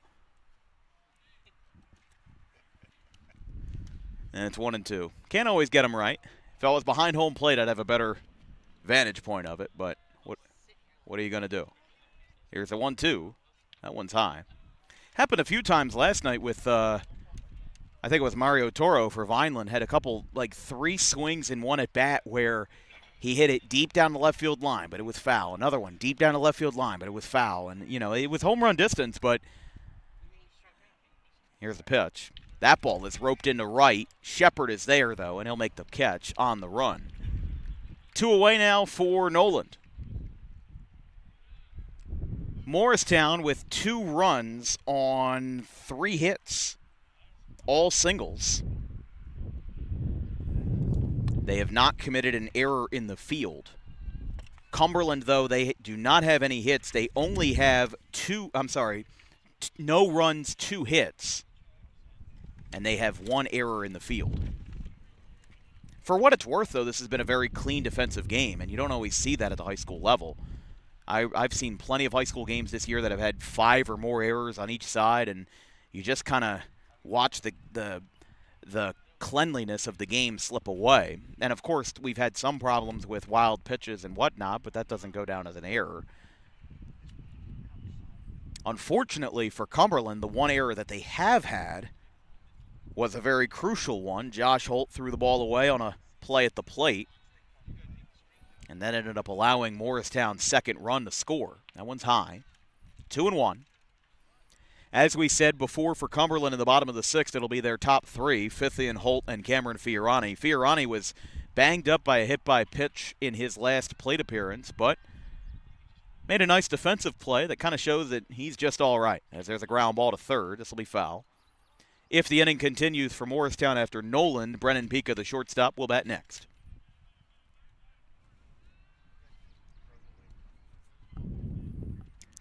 2 balls, 2 strikes, 2 away. Top of the 6th inning here at Cumberland Regional High School in Seabrook. In the farmlands of Cumberland County, as the 2-strike pitch fouled back off the top of the chain link fence behind the plate. Yeah, I don't know what's the best way to describe this area. We're south of Vineland, but we're north of Bridgeton. Although if you put this this high school in a GPS, it actually comes up as Bridgeton for the mailing address. As the 2-2. Ground ball to third. Might have a play? No, it's foul. Would have been a nice base hit for Noland if he was able to get that one past the third baseman Oswald, but unable to come up with it. And again, a programming note for our viewers at home. We are not sure yet where we are going to go tomorrow. We, unfortunately, with all the rainouts, are going to have a very quick turnaround to see where we will be. So we won't really know until later tonight when we make some phone calls where our next game will be. Swing and a miss. Noland busting out of the box to first base. Can't get it, and the inning is over. That's strikeout number 4 for Jonathan Rossi, but the bats will need to get going for this Cumberland team. They've got 1, 2, and 3. Fithian, Holt, and Cam Fiorani when we return.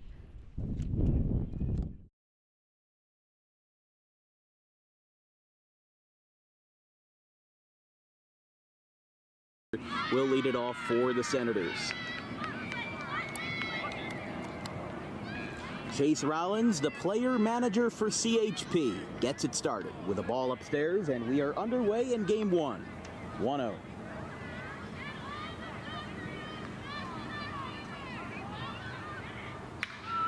That one is hit well out towards left, and it is gone off the top of the goalpost. Shane Adamski with a thunderous start to his playoff series. Second pitch of the game, a solo homer to left, and before I could even write the first name down in my scorecard, it's 1 zilch.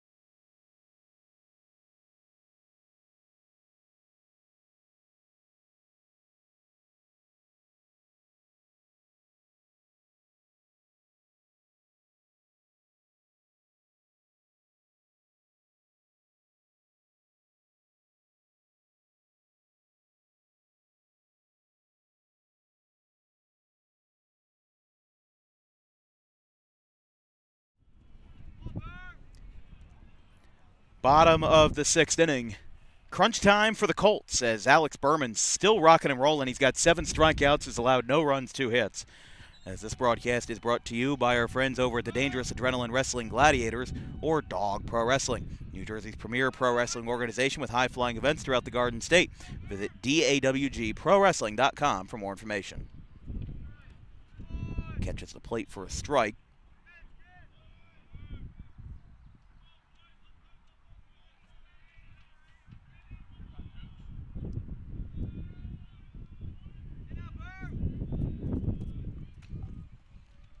One. Looked like that skipped off the glove of Lance.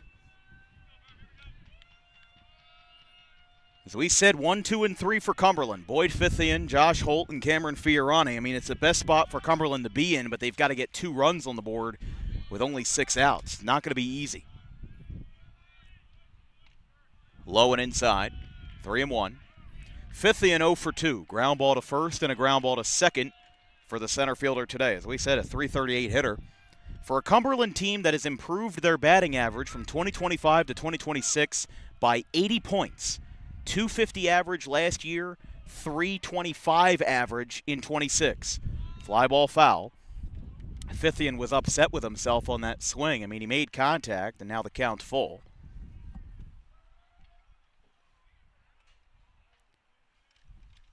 Josh Holt, who is on deck, is 0 for 2. The 2 hits in this game have come from Kevin Fiorani in the second inning and Landon Oswald in the third. So quite the different archetypes of hitters. As that is ball. No, strike 3 called. Ooh, on the inside corner. That's a borderline call. And it's out number 1 as the batter will be Josh Holt. Thought Fithian would have had a chance there, but coaches stress to their players ad nauseum. They say, hey, you have to swing at anything close with 2 strikes. You cannot leave that call up to the home plate umpire. Whether you agree or disagree with the call, you have to cut out the middleman and avoid yourself from getting in that situation in the first place, as Holt just got hit on the first pitch. So Josh Holt got plunked. He's hobbling up the line, got hit in the, I think, in the same spot that Cameron Fiorani got hit. And they're going to give him a few seconds to walk this one off. As here from Cumberland, you can see it's a lot of golf carts over on the first base side that our camera is zooming in on. Got to imagine Colin Lewis is in that shot somewhere. I just can't see him. There's 2 orange and white golf carts, and then there's a John Deere golf cart. But when you're at a high school that's as rural as Cumberland Regional, there's got to be, I guess, some mode of transportation to take you from point A to point B if there's a strike called. I mean, listen, I'm an Audubon grad, and we had 1 golf cart that our athletic director, Tony Carbone, used, and that thing ran for 20 years without any issue. It's 0-1. There's a couple golf carts to our right as well. There's like at least 6 of them between the ones down the first base line and the ones out in the outfield as it's 1-1. I mean, you have to wonder. I haven't mapped it out, but I got to imagine the property that this high school is on is several acres at least. If you're going from the soccer field to the baseball field, all the way to the building itself. That one's inside, 2-1. 30? Oh my goodness. 12. So we're for the folks at home, we talked about 6 golf carts. That's half of their fleet.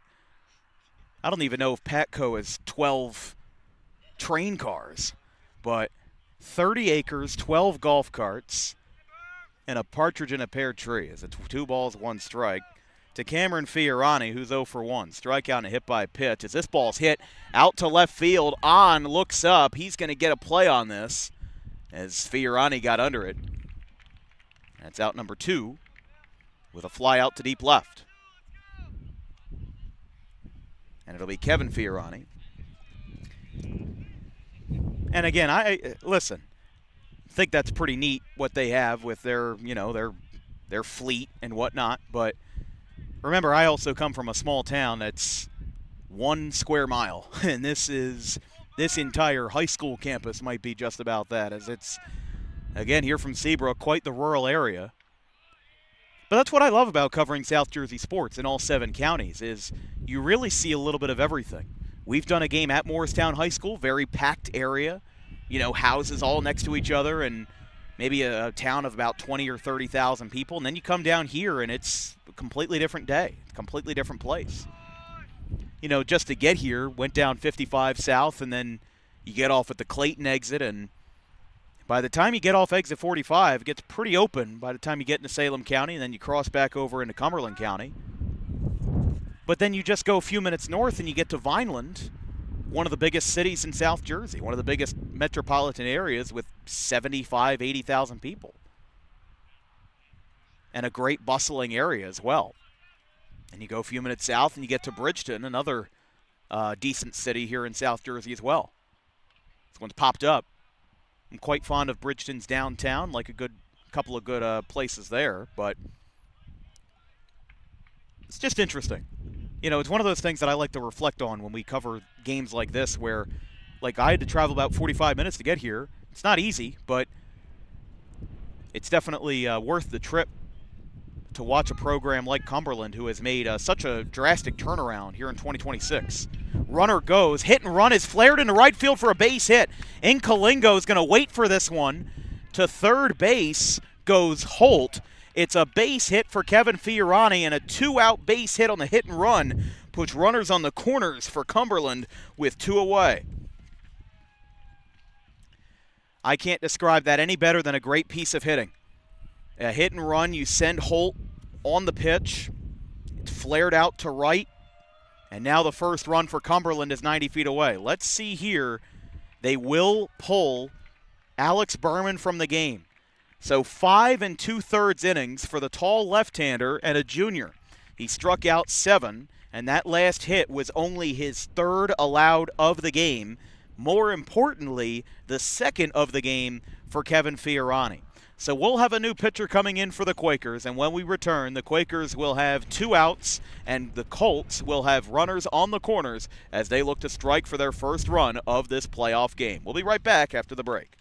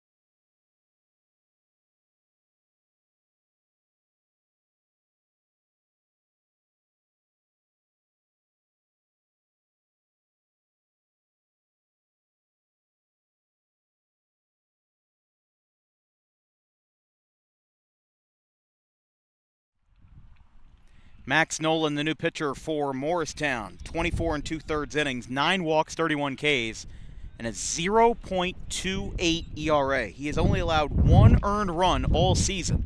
Now, to be noted, the 2 runners on base will not be charged to Nolan. Those are inherited runners. So it will instead be charged to Berman if they come around to score. His 1 earned run came in his 7th appearance, 1 versus Cherokee in 2 2/3 innings of work. But he is not, as there's a fly ball left field. This one's pretty deep. Going back is on. He will make the catch. And he didn't know how many outs there were. He threw the ball in. The inning is over.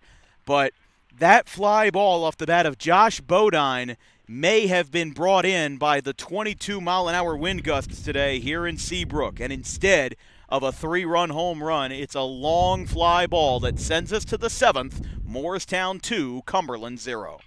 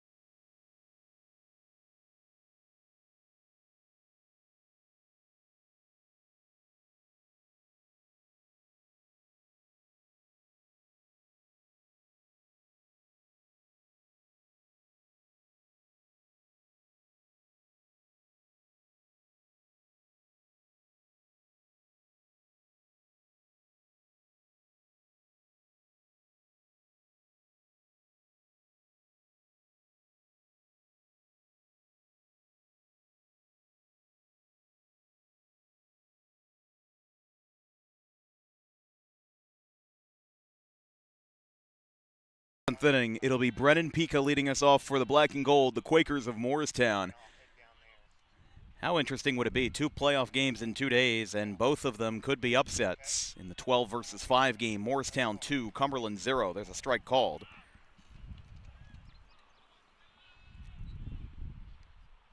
As we said, these two played last in 2021. Moorestown, though, was the home team. And Moorestown last year was 12-11. There's a swing and a miss. Pika, On, and Cohen. Moorestown lost to Shawnee in the first round, 6-4. That's a strike called. So 3 up, 3 down, and Pika is retired. It's strikeout number 6 for Jonathan Rossi, which I'm a little bit surprised that they've kept him in for so long, but the old saying goes, if it ain't broke, don't fix it. And the junior right-hander could get all 7 innings in to hold off the Quakers. As here's a ground ball to second. Throw to first is in time, and that's out number 2. So a quick 2 outs with Pika and On. And you now send up Brandon Cohen, the center fielder. In the bottom of the 7th for Cumberland, it will be 6, 7, and 8, Brogan and the Shepherd brothers. Gavin, the right fielder, Colin, the left fielder.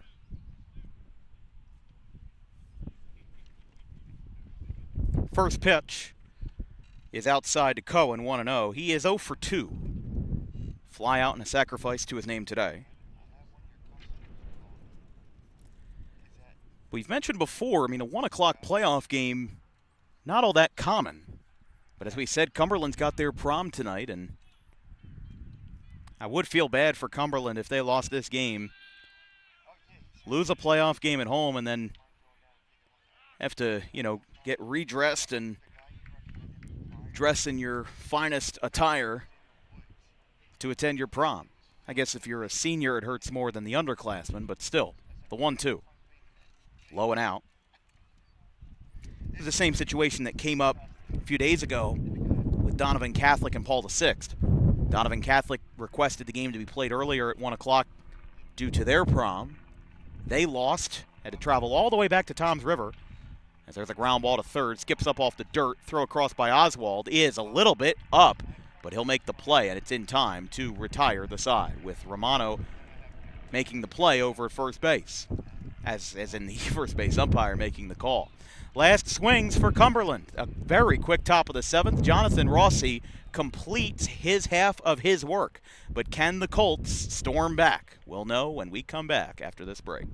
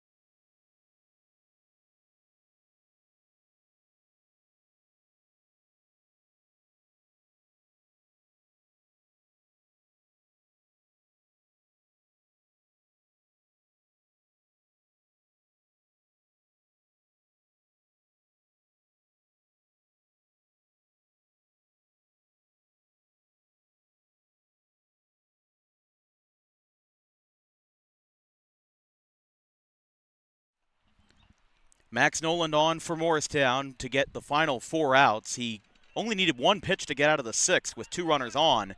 A big swing. Didn't go all the way around, but it certainly was enough to count. As Moorestown leads Cumberland 2-0 here in the first round of South Jersey Group 3. It's Brogan, Gavin Shepard and Colin Shepard. Trevor Brogan, the DH, 0 for 2. Fly out to left and a strikeout. Nolan, the 0-1. Another check. Appeal to first says yes. And it's 0-2. But for a Cumberland team that has turned everything around, 5 wins for the Colts last year, and then 16 in 2026, with an 8-2 Tri-County Liberty record and a share of the division. This could be a transformative inning for the Colts if they can't convert.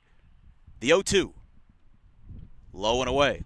As we said, Nolan's only allowed 1 earned run all season. That came on May the 7th versus Cherokee.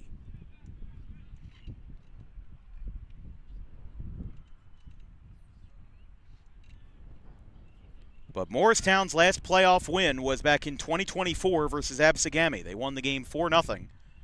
That one's low, 2-2. It was, in fact, the second year in a row that they had beaten Absegami. They beat them by a score of 3-2 as the 11 seed in 2023. And they ended up losing to Cherry Hill West in the second round. So not only, as the 2-2 is up and out, 3-2, not only is Morristown looking for their first playoff win in 2 years, but it would be their second time winning their first round playoff game as an upset on the road in 4 years. 2023 versus Absegami, and what could be today versus Cumberland. The 3-2.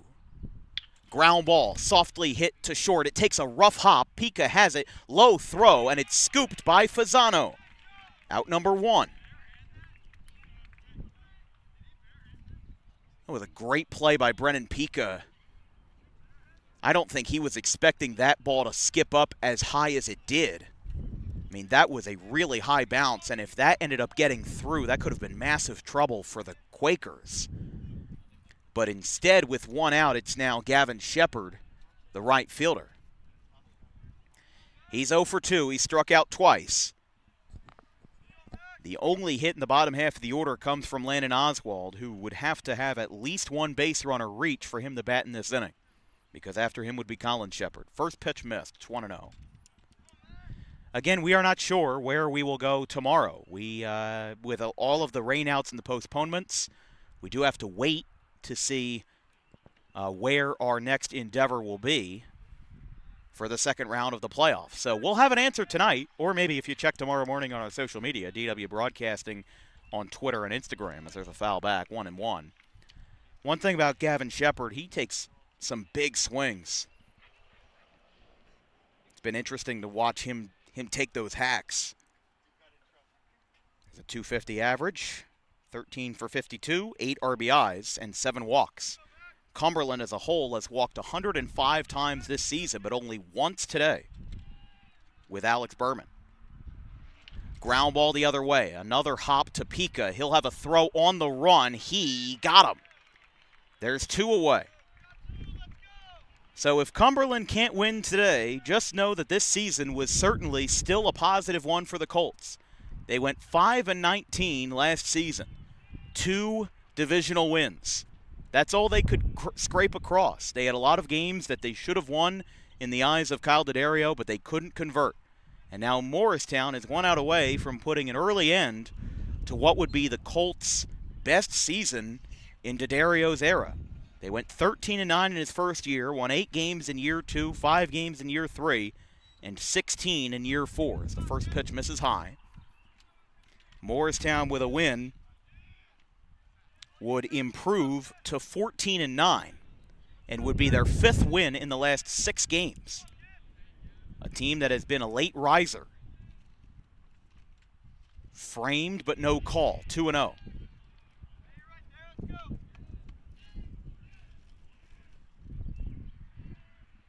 And if the inning continues after him, we mentioned Landon Oswald, who had a base hit in the 3rd inning.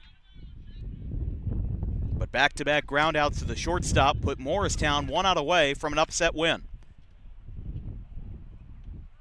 Strike called on the breaking ball. But this is the bread and butter for Morristown. You had Alex Berman, who had an ERA just under 2, and Max Noland, who in 24 innings has only allowed 1 earned run all season with an ERA of 0.24. As there's a swing and a miss, it's 2-2, and we are one strike away.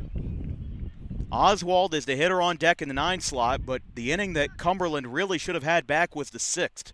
They had 2 runners on. They subbed Berman out. Nolan came on, and he's going to look for the 4-out save. 2 balls, 2 strikes, 2 outs. And the pitch. Ground ball to third, and it's caught by Carter. And Moorestown with the upset victory. They win it 2-0 over the Cumberland Colts, and an hour-plus bus ride ends up being worth it as the Colts fall to the Quakers by a score of 2-0, and 2 unconventional plays were the only offense of the entire game. We saw a wild pitch bring in the first run, and a throwing error bring in run number 2, and that was it. Nothing else the Quakers could bring across. Jonathan Rossi, give him his flowers because he threw 7 innings, and really, except for the wild pitch, it wasn't his fault. But Moorestown didn't really care, and they didn't really need to care because that's all they needed. Your player of the game goes to Alex Berman. 5 2/3 innings for the left-hander, the uncommitted junior. He gave up 3 hits, no earned runs, 1 walk, and 7 strikeouts in the win as Moorestown, their first playoff win since 2024 and their first upset playoff win since 2023. Got to be a happy bunch for Mike Appalucci and company. Time of game, 2 hours, 0 minutes. Your win goes to Alex Berman. The loss is charged to Donovan Rossi, and the save, the 4-out save, is credited to Max Noland. That'll be all for us tonight on Dan Wilkins Broadcasting. From our entire crew, our social media coordinator, Haley Mejia, our graphics crew, Caleb Lane, Carson Rosso, and Fisher Giannotti. My producer, Donna Wilkins, for the 2nd time in a row, helping us out here on short notice on DWB. I'm Dan Wilkins. We will see you tomorrow, but we're not sure where we will see you tomorrow. As the final score tonight, Moorestown 2, Cumberland 0, and Thursday afternoon, upset baseball in South Jersey, Group 3. Have a good one, folks.